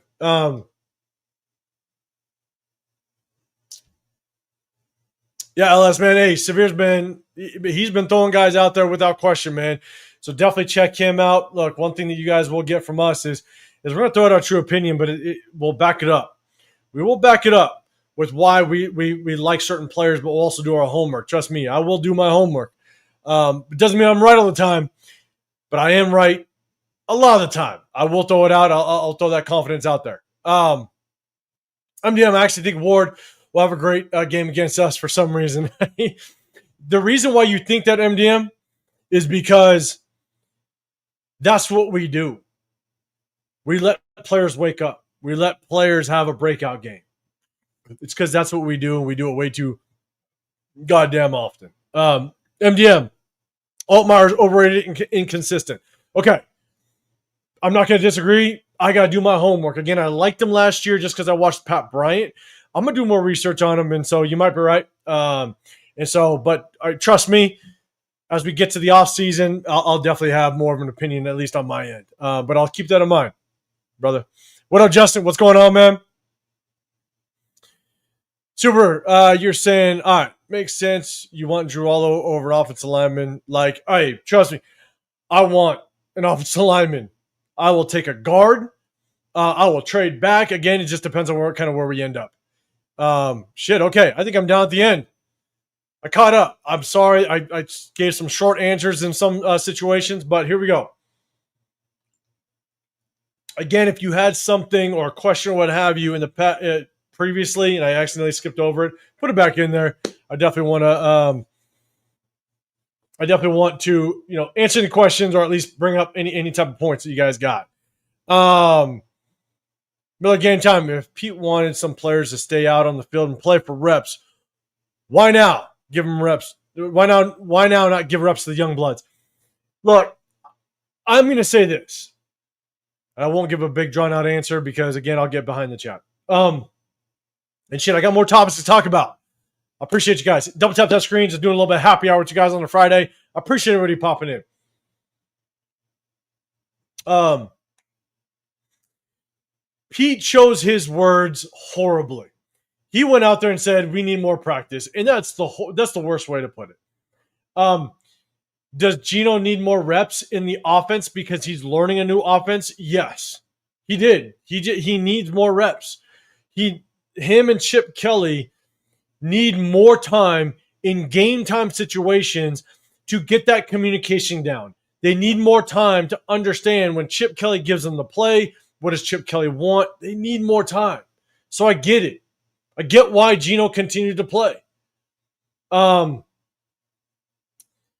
Pete Carroll chose horrible words to throw out there. And let me know if you guys would have felt differently. If Pete Carroll went out there and addressed the media and said, this offense needs more time together in a game time situation. We need to continue to build chemistry. We need to be able to understand each other in game time situations.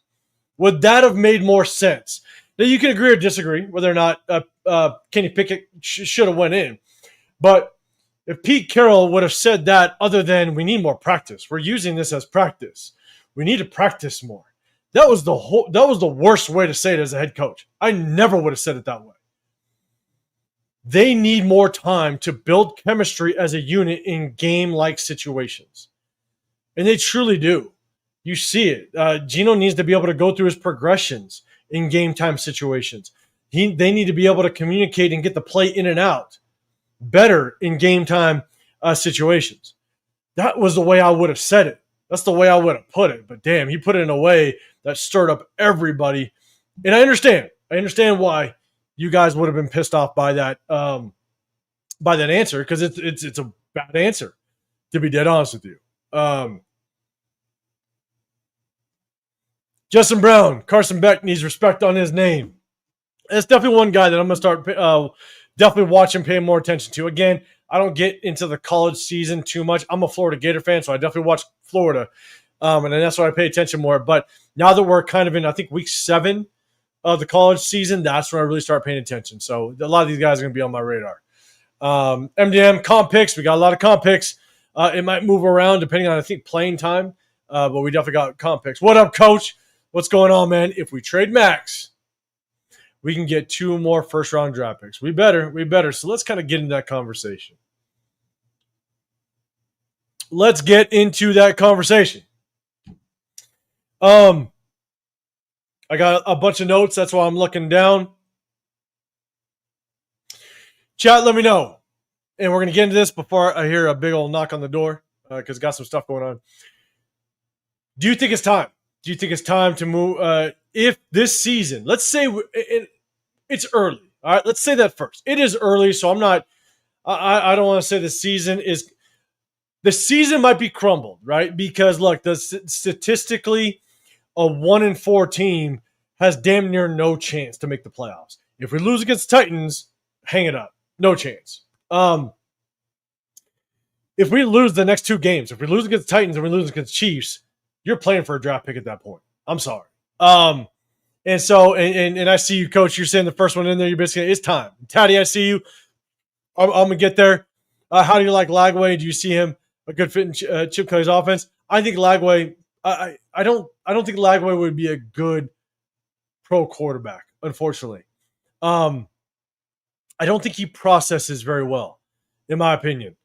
And so I think the NFL game might be a little over his head. He won't be able to process well. I see him, if he does make it to the league, maybe he's a backup quarterback, in my opinion. Plus, he just has too many injuries too, that I'd hate to, if you take a swing as an undrafted free agent or in the 7th round, maybe. But Lagway, I think, is going to be possibly a career backup at best in the National Football League, in my opinion. But here's the thing. Again, I say it's very early. But 2, maybe let's look at it by the bye week. If we lose against Titans, if we lose against the Chiefs, man, it is going to open up that conversation on whether or not we get rid of Max, or consider it. You put him on the trading block, teams will be calling. And teams will be calling because of his contract. You take on that contract, that is a very team-friendly contract for one of the best edge rushers in the National Football League. So teams will be calling without question. So, and Singleton, you're hearing it. You're saying it. Did you guys learn from the Khalil Mack trade? I don't know if I'm going to put Max on that level just yet, but I hated the fact that we got rid of Khalil Mack. It hurt. I hate it. But the problem is that Khalil Mack trade was so different because that was at the beginning of John Gruden, and a lot of people had high hopes for John Gruden. So you get rid of him knowing that, man, like you got a new regime. You got John Gruden that could maybe skyrocket us to success. Now you're trading Max when if this coaching stuff doesn't work out, you're now in a downhill trend on a complete rebuild, and you need draft picks to rebuild. So I think it's a very different situation, in my opinion. If you don't have the confidence in this regime to get us where we want to go, if you think Chip Kelly and Pete Carroll are the answer, if you think Chip Kelly's going to make this offense rock, if you think Pete Carroll's the answer, then sure as shit you hang on to MaxxCrosby, without question. But if you lose the next 2 games and it looks bad, you might want to consider it, because now it is truly a complete rebuild. But look, again, kind of going back, look at it like this. If we lose the next 2 games, we're a complete rebuild. We truly are. And you don't even know if Geno Smith is going to be the answer moving forward. And Kenny Pickett ain't going to be the answer. If Geno Smith ain't the answer, then you got to go and get a rookie quarterback next year. And you are a complete rebuild. And then add into that, you're rebuilding with a 75, 74-year-old head coach that may not even be around to complete the rebuild. It's wild. This is why I started this show with, are we just the most dysfunctional organization at this point? Because if you trade Max to go get a quarterback, and you got to move around the draft, you trade up, you give up some of those picks to go get that quarterback in the first round, depending on where we land in the draft, you're giving those first round picks to a head coach that may not even be here. This is why this is such a hard answer of whether or not you just trade Max, because we don't even know what our future looks like. And so Justin Brown, shaking my head. Look how Gruden goofy ass fucked up. I know. We talked about it a little bit before, man. I know. Coach, Raiders have so many problems. Re-signed Miller and got injuries again. Yep, that's not good news. I'm with you. Yeah, very much against trading Max again. And look, unfortunately today there's no wrong answer. If we lose out and all of a sudden we lose next week, the week after, we go on the bye week, the Jags look pretty damn good. Let's say we lose against the Jags. At that point, shit's going to stir up, unfortunately. And so that's where it's like, damn, if we're in a complete rebuild, I like I said before, like it's early to address this question. But the thing is, the one thing I want to talk about is we realistically have to look at the scenario. What scenario are we in with this head coach? I mean, is Pete Carroll really going to hang on for 3 years?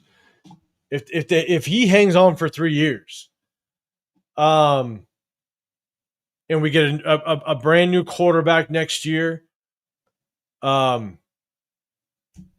mean, is Pete going to be around to even see this thing out? Also, take this into consideration. I said this on my last live. If Pete Carroll doesn't stick around, let's say Pete Carroll, we have a horrible season. We win 2 games. Let's say we squeak away another win. We win 2 games. And then we draft a quarterback, and then next year we're even worse. What if we gut everything? What if the offense just doesn't work? And this whole regime is gone. And the next regime doesn't even like the quarterback we picked. Moves on for that quarterback. Here we go around with wasted first-round draft picks. And I'm not saying it's going to happen. There's just so many unanswered questions and question marks moving forward. That's like, Jesus Christ, what's the right answer? What is the right answer? What up, my two? What's going on, man? Appreciate you popping in. Yeah, Max is 28 years old. I know. And this could be Max's last big contract.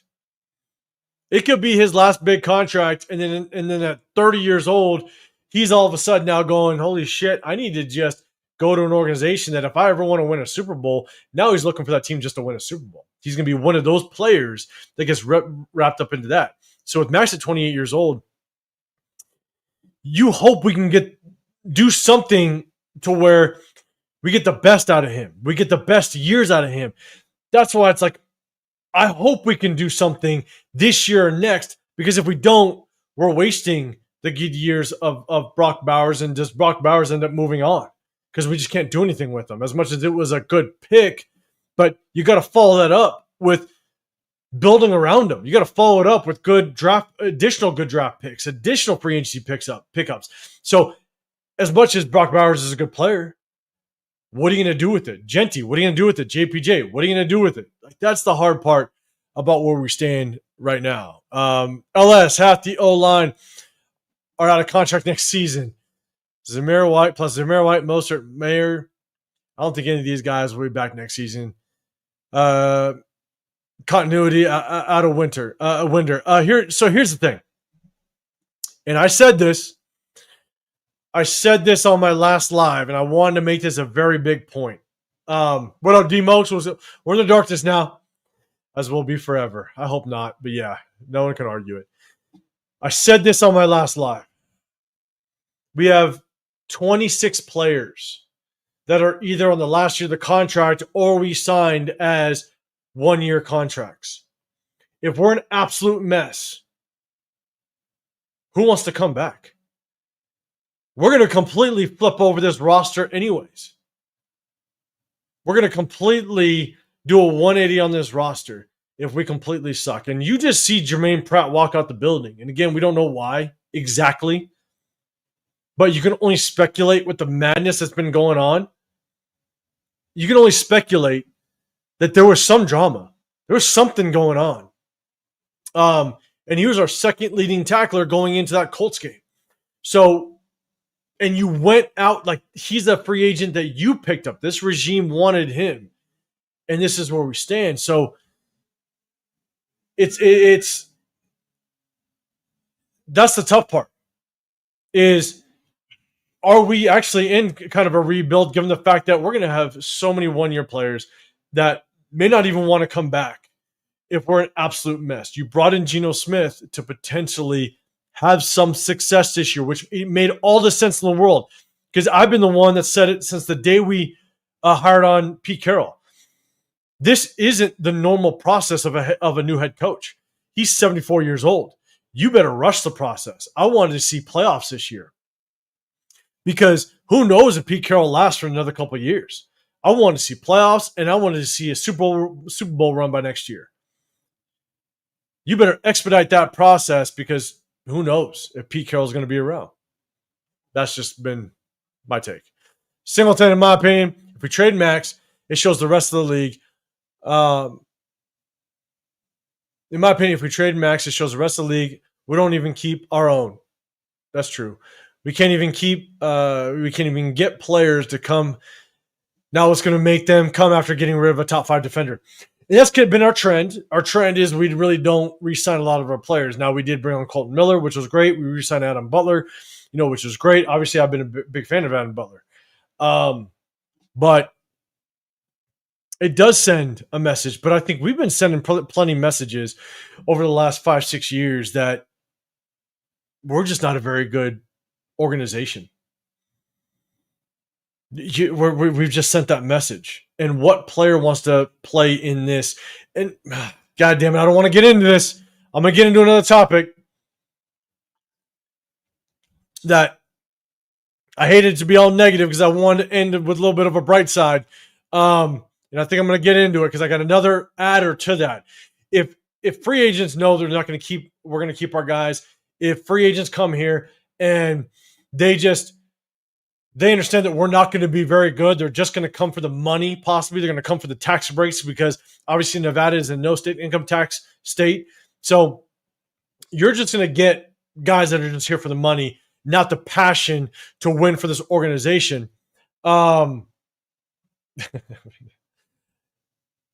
Here's my thing is it goes even further than just what this organization has showed and how they treat their coaches and how they treat their players. It goes farther than that. And I'm going to get into that in just a second. I just kind of want to rip through the chat, but I don't want to get too far behind. If we have a chance of drafting Fernando Mendoza, okay. You're talking about chat stuff or our draft stuff, college stuff, man. Might check, appreciate it. I'll get into that in just a second. The curse has the Raiders between a rock and a black hole. I know. What up, Dominic 5? What's going on, man?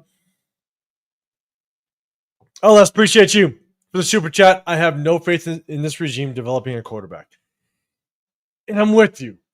If we trade away Max in order to shuffle around in the draft and give up draft capital and stuff like that, we trade away Max to get draft picks, and then we get a quarterback, and all of a sudden this regime is responsible for developing that quarterback. If we don't have faith in it, it's just going to be a waste of more draft picks. Like that's why it's right now it's so hard to determine what's the right move, because we don't know what the future holds with this regime. Raider Hawaii, what's going on, man? And I'm going to get to my other point about free agents and whether or not they want to come here. I posted on here before that I thought we needed to rebuild and not another coach and GM that was going to be a win now mode. Also, I wasn't on the PC pick because of his age. So I'm here. I'm with you. And Raider Hawaii, you rock with us enough to where I think you've probably heard me say this before. Here's my thing, is I think Pete Carroll was our last option, and I think we were Pete Carroll's last option. We wanted Ben Johnson. That didn't work out. All the other top head coaching options went to other organizations. They had their destination already picked. Pete Carroll, his only interview was with the Bears, and they went with Ben Johnson. I think after all the other head coaching candidates that were out there in the last head coaching cycle, I think Pete Carroll was our only choice, and Pete Carroll's only choice was us, to be dead honest. Like, chat, let me know if I'm wrong. Let me know if I think that's how it played out, which is sad. Because I didn't like it's not that I didn't like the Pete Carroll pick. I had so many damn question marks because of his age. Because look, like, then you better win now. And I think that's what was the Geno Smith moves. They wanted to win now, which okay, but we're not winning now, which already makes it an absolute failure. And you better bring the next guy. You better, and look at where we stand. Chip Kelly, it's struggling to work out. We don't know if Chip Kelly is going to be the guy. So it's tough. It's tough, man. But LS, man, I appreciate the super chat. I don't know if I said thank you, but I appreciate it. But yeah, Raider Hawaii, that's kind of my take on it. My two, when Al Davis age caught up with him, he became very controlling and made poor decisions. In my humble opinion, age catches up with Pete and sometimes reoccurring. And that was my other problem is, and I was just saying it to somebody I was talking to earlier before I jumped on the live, is when age catches up to you, and anybody that's had an older parent, older grandparent, what have you, when age catches up, the first thought is you don't know if it's age catching up.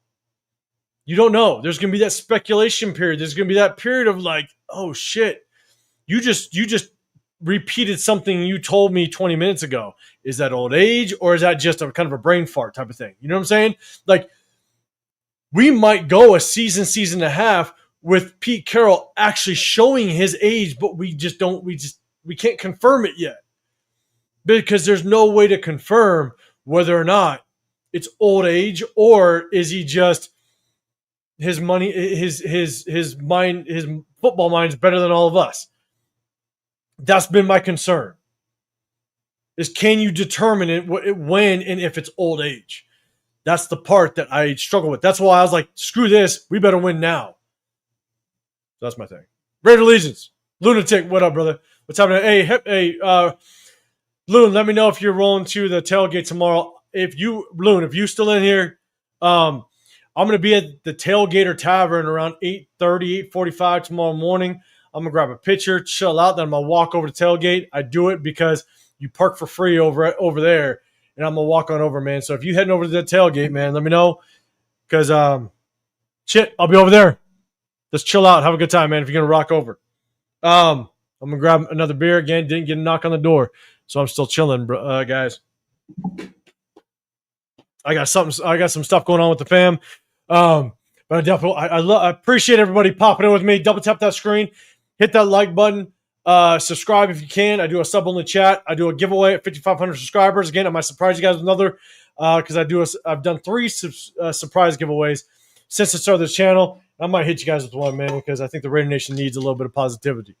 Hey, here's a promise. If we lose the Titans, I'm doing a giveaway. You hear it now. Middletime gaining, Aces 60. I know, Aces are on a roll, man. That's good shit. Jay, what's going on, brother? Hey, I'm going live with you guys tomorrow, guys. Make sure you guys hit up Jay and Rundown. I'm going to go live with them. They got their Saturday morning show. I'm going to go live with them. Chop it up, man. Appreciate you popping in. So here's the other thing to take in consideration when we talk about free agents wanting to come here. Guys, and buckle up for this one because it sucks. I'm not going to lie. D-Mokes, what's going on, brother? Actually, before I do, Singleton and Pete Carroll was our only option coaches. Don't even come here and y'all want to trade Max.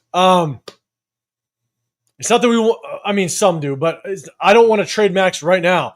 But I'll sure as shit start to think about it if it goes raw. I'm just saying. But there's so much that has to go down in order for that to even be a consideration. But I just want to throw it out there because a lot of people are talking about it. But shit, if we lose on Sunday and the next week after that, and then we got the Jags that are on fire, bro, it's gonna be tough. Greg, feels like Luke gets a repeat season. I know. So D-Mokes, D-Mokes, I'll get back to that. Fanboy podcast. What do you think about JJ Pegues? I think JJ Pegues, he got a lot of playing time last week, which was really good. I think JJ Pegues has shown some promise. If Jack Kenna, if you're still in here, he ain't showing promise as a running back. You're going to owe me 2 pitchers. But I just like what he's showing. There was a couple plays on goal line, which he sustained that line of scrimmage very well. So I like the flashes I'm seeing out of JJ Pegues. It's good to see. D-Most kind of going back to it. Nobody wants to come here to the Raiders because we don't have a QB. Okay, so let's get into it. Guys, let me know. Do you think any free agents want to come here? Let me know. Let me know if a free agent wants to come here. I'm going to switch it up. I'm going to bring this comment down. I'm going to start just so I know where I'm at. Let me know, guys. Do you think free agents want to come here? I had a lot else I want to talk about, but I've been on here for 2 hours. Shit, again. I said I was going to come on for like an hour and a half, guys. My bad if I talk too much. Coach is saying no. Fanboy is saying yes. Dominic said, yeah, money talks. But money talks in certain situations. Then you overpay for guys, which if you want to overpay for an offensive lineman, that's good. Cool. I'm down to do that. But if you want to overpay for a corner that's not worth it, different story. You know what I'm saying? So I'm okay with overpaying in certain situations. But coach coming up only for money, but not to actually win. Yeah, MDM, what up, man? Best Raider chat in the NFI. Man, I appreciate you. Hey, salute to everybody. Popping in again, just trying to rock in. A little bit of a Friday, we're going to call it a Friday happy hour. Maybe I'll coin it that. Anytime you guys see a Friday happy hour in my thumbnails, then you know to pop in. My two, no. They know they'll have to compete with Kappa. That's true. That's true. Singleton, no. We are dysfunctional. We're a dysfunctional organization. No one wants to come here for years. And I'm going to add to that. What up, Manny? Salute to you guys, man. A little bit of happy hour. Appreciate y'all. I'm going to add to it if you guys are ready for this, because this is something that I don't think a lot of people take into consideration when free agents want to come here. And it may not be as big as money. It may not be as big as whether or not they want to win, but it definitely is taken into consideration if you've ever played this game before at a certain level. So if you've ever been to a home game, or obviously you guys pay attention when you watch it on TV, 80% of the stadium is opposing teams' fans, sometimes 90%. I will go back to the Vikings game where we lost 0-3. It was 90% Vikings fans. I was in the stadium. I was there at the game. I go to at least 2 games a year. And I'll tell you right now, there's other teams that we play against that go into that stadium and they know that moving forward, if they sign with the Raiders, they will not have a home game. Yes, you play in your home stadium, but you will not have a home game when it comes to the fans. You will not be able to walk into a stadium and actually get cheered and actually um, feel like you have a fan base that's behind you in that stadium. It's not going to happen. I take it back. It happens one game a year, and that's when we play the Chargers. But the Chargers are actually becoming good to the point where we've even lost that a little bit. Where that fan base is starting to kind of turn it to where it's more like 60 40, 60% Raider fans, 40% Charger fans. But they're even changing the tides on that. If we are not good, if we suck, and we have to overpay for free agents, and we need to beg free agents to come here after a bad season, that free agent, if they ever played against us in Allegiant Stadium, they'll know, oh shit, I'll never have a home game. I'm gonna get booed every time I enter that football field. And that's what happens. So they're either going to be at the very tail end of their career and they're looking for their last bag in that contract, or we're going to completely overpay for free agents. Or we're going to get free agents that don't want to go anywhere else. Or can't go anywhere else. Because I guarantee you, to get a decent free agent or to be the deciding factor of whether or not, let's say you have a good ass free agent that has 4 or 5 different options. You either need to overpay them because they're going to come to this organization, and if they ever played us in Allegiant Stadium, they're going to go, oh shit, I'm going to get booed every home game. Or you have a player that is on the lower spectrum of quality, right?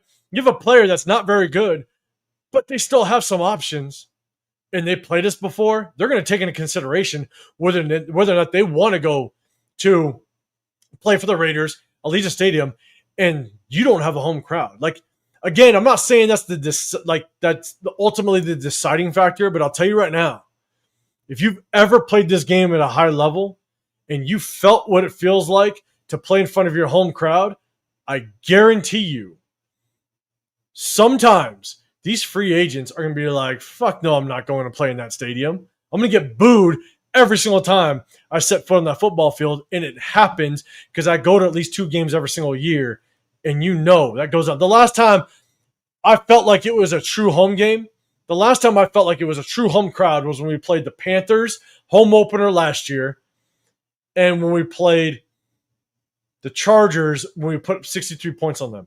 That was the last time I felt like it was a true home game. So I'm just throwing that out there. If we suck, if we're not good, and we have no future in sight, I know that there were some people that were putting in the chat that, if we have a quarterback, that might change it. I 100% agree. If we traded for like a top tier quarterback, let's just say, I'll throw an example out. If we traded for Josh Allen, okay, different story. We're sparking like crazy. You might get somebody over here because now we know we got a quarterback. If you drafted a top tier quarterback, you might get some momentum out of it, right? Like, there's things that can move the needle, but just keep in mind, if we have nothing that moves the needle, if we continue to suck, I guarantee you, players will take into consideration the fact that we don't have a home fan base. They're not going to want to play in front of a bunch of fans that are going to boo their ass every single time they step on that football field. So, Coach, you're saying the one when we got blown out by the Panthers? Yes, that one. And that was sad. I started going to Oakland Raider games when I turned 18. I'm 42 years old. I went to 1, possibly 2 home games every single year in Oakland. And I'll tell you right now, that Panthers home game was the closest I think I've seen to an Oakland tailgate and fan base. I'm not saying it was anywhere close. I'm saying it was the closest to. I mean, we were there. We packed the house. The tailgate was wild, man. Like, just the AP movement was real. And that's the product that we provided. And I'm telling you, from that day forward, I said, it'll never be the same. It'll never be the same until we can actually prove we can win consistently. It'll never be the same. It'll never be Oakland, but it'll never be close until we actually can prove we can win consistently. Raider Hawaii, we need to look at the Rams or Philly for our next front office rebuild. The Rams, for years without first round. Okay, you know, I'm with you, because here's the thing. Someone in my last live asked me, "Who's the head coach you would trade for?" And I said, "I ain't trading for a head coach." And again, I don't know if it's ever happened before. Chat, let me know. Has it ever happened where an organization traded for a GM? I don't even know if you're allowed to trade for a GM. I have no clue. Let me know. I would trade for a GM. That's what I'd do. I would trade for a Howie Roseman. I would trade for a Les Snead over there with the Rams. I'd trade for like a Joe DaCosta over with the Rams. I would trade for the GM because I am sick and tired. I'm done with trading for head coaches and giving them the reins. I'm all about accountability. I want to see a regime that has the proper levels in place that hold people accountable. So, I don't know, the guys that everybody that rocks with me before, I posted a video a couple seasons ago before the Tom Telesco hiring, and Joe Ortiz was the guy that I wanted. Joe Ortiz was the guy that I wanted us to go out and interview and ultimately be our GM. He's obviously the GM over with the Chargers. That's what I wanted, because he came from an organization. I looked at guys that came from an organization that understood how to do it right. Joe Ortiz was with the Ravens organization when Ozzie Newsome was running it, and Joe DaCosta was running it. He was with that organization for, I think, 22 years at the time. So that's who I wanted. But he's with the Chargers, obviously. So to me, I will trade for a GM because I need somebody that's going to be able to understand how to navigate the draft, how to navigate free agency, how to understand contracts, and how to build an actual roster. Head coaches don't know how to build rosters. Rarely. I'm not saying no head coach. But they don't understand the fine print, shit that goes on, how to budget as it relates to a roster in the salary cap, how to control a salary cap, not just that specific year, but you also have to understand how to manage the salary cap 2-3 years down the road, right? That's the biggest thing. A lot of people look at how do we affect it today. It's not about how you affect it today. It's how do you make moves today that can also benefit us in the future. And that's what GMs are good at. So, could I trade for a GM? I'd trade for a GM in a heartbeat. MDM, remember, the difference between drafting O-line, QB, even us, if we were bad, at least the QB makes the team exciting to watch. Think Bowers, Gentine, and QB. Yeah, and that's why I'm like, let's say we made a crazy trade for Josh Allen, for example, right? That can spark. That can change the mood. That can change whether or not free agents want to come. But if you suck and have no plan, ain't nobody coming here. And in addition to the fact that your fan base is non-existent here as it relates to home games, it's tough.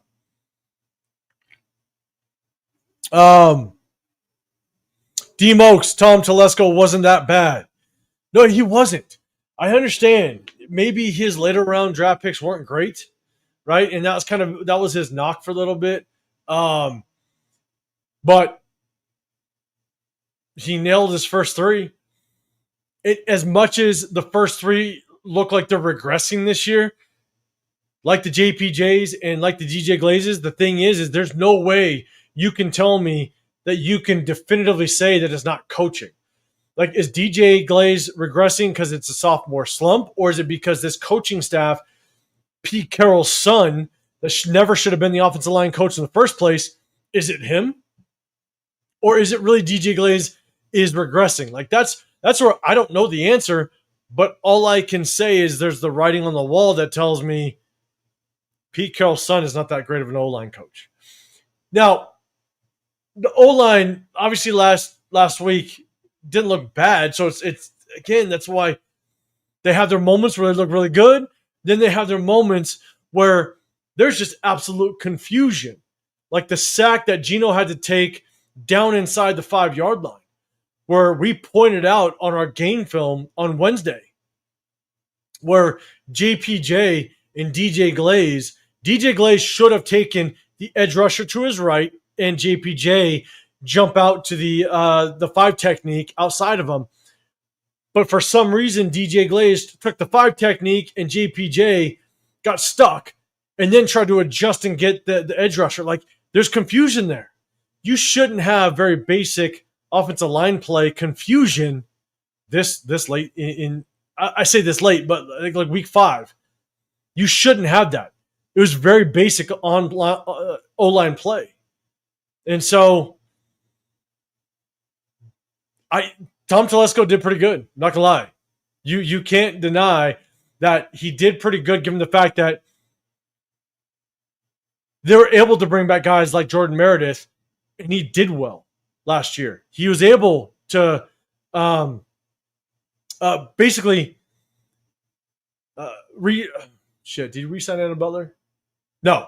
Adam Butler was already with us, under contract. The Caleb Von Chason pickup when Malcolm Kuntz went down. Hell of a pickup. Hell of a pickup to be able to identify a guy that basically was let go by the Jags, and you got him through free agency. Man, that is a hell of a pickup. You cannot deny that. So I want to say Tom Telesco, without question, did more good than he did bad. But what did we do? We rolled out the red carpet for Ben Johnson, and we all know how that worked out. So, look, at the end of the day, and I'm going to get out of here, but I'm going to lean on this. I'm going to talk about this real quick. One, Sunday, guys, I'm going to go live probably around 8:45 a.m. Pacific time, 11:45 a.m. Eastern. I'm going to be down at the Tailgater Tavern, just chilling out, right? Then I'm going to walk over to the tailgate. Tomorrow morning, I'm going to be live, not on my channel, but I want to give the guys all the views. You got Rundown and Jay. I'm going to rock out with those guys tomorrow. I'm going to do if the Titans win, I'm doing a giveaway. I'm going to throw it out there. Titans win, I'm going to do a giveaway. So make sure you hit that sub button. It'll be for all my subscribers and all my members. I appreciate everybody. But I'm also going to do a giveaway when I hit 5,500 subscribers. So it'll be my 11th giveaway since starting my channel early 2023. Just something I do to give back to everybody that supports me. I definitely appreciate it. I'm ending with this. If we can take one bright spot, and it's something that I want to see us continue to do and capitalize on Sunday. On Sunday, during my live, I'm going to break down this matchup. I got a ton of notes on the ways I think we can expose the Titans because they're not a very good team. There's ways to expose them. There's things that I think we can expose them that also complement some of our strengths. And I'm going to break that thing down, so definitely check in with me. But the one bright spot that we can take from last week's game, Genty had a good game, and we need to build on that. But there was 7 to 8 situations where wide receivers were wide open. Wide receivers were open, and they were schemed open. We have to make sure that we take advantage of that. Geno has to see him. If he would have saw some of those receivers wide open earlier in the game, it could have been the difference. To be dead honest, it could have been the difference.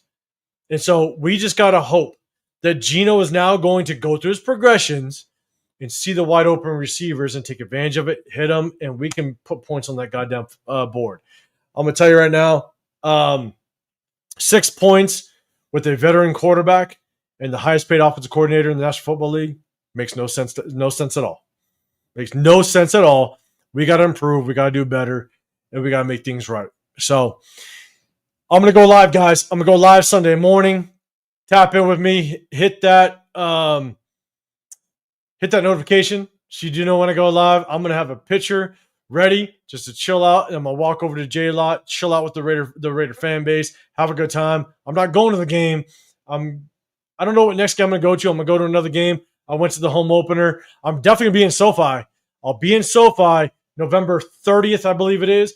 I'll be there. If any of you guys going to SoFi, hit me up, man. Me, Severe, we're trying to convince Chris to come through and rock out with us in LA. So let me know if you're rolling through there. But, man, that's just my take. I'm going to go live on Sunday. We're gonna chop it up about this Titans game, because I'll tell you right now, this Titans game is a must-win. I said the Bears was a must-win just because of the even matchup. The Colts game was going to be a toss-up just because of how good they are, and it's a away game. But this is a must-win, because then we got the Chiefs on deck, and the Chiefs are going to be at full go. Rashid Rice comes back this week, which means he's got 2 full weeks to kind of just get his body right, prepared, get in game shape. It's a must-win. Frank, man, I appreciate you, brother. I appreciate you popping through. Kevin Lurker, man, I appreciate you coming through. I appreciate you being a member. All my members, man, I appreciate y'all. But ASAP, man, I appreciate you pulling through, man. Raider Hawaii, he's colorblind, so he couldn't differentiate if it was the Raiders or the Colts. Don't put that out there, Raider Hawaii, man. But I appreciate everybody rocking with me. I appreciate you, everybody tapping in if you can before you get out of here. Big shout out. Jeff and all of them are going live if they're not live already. Jeff, Christopher Raiders, all those, they're going live right now or soon. So tap in with them. They do a great job. If you guys are chilling out, check out their live, man. I got some stuff I got to do, but I definitely tap in with them. But LS, man, I appreciate you again. Appreciate you being a member with Kevin Lurker, with everybody else, man. I appreciate you guys. So tap in on Sunday if you guys can. I'm going to just let you guys know my breakdown of this Titans game, just what I think we need to do, ways we can expose them. We're going to have a little bit of fun. We're going to rock out. So, again, double tap that screen. Hit that sub button if you can. I appreciate you. Have a great rest of your Friday, a great start to your weekend, and I'll see you guys on Sunday. I appreciate you. Let me get this off before I get out. Cool. Appreciate you guys. Have a good one. I'm out of here.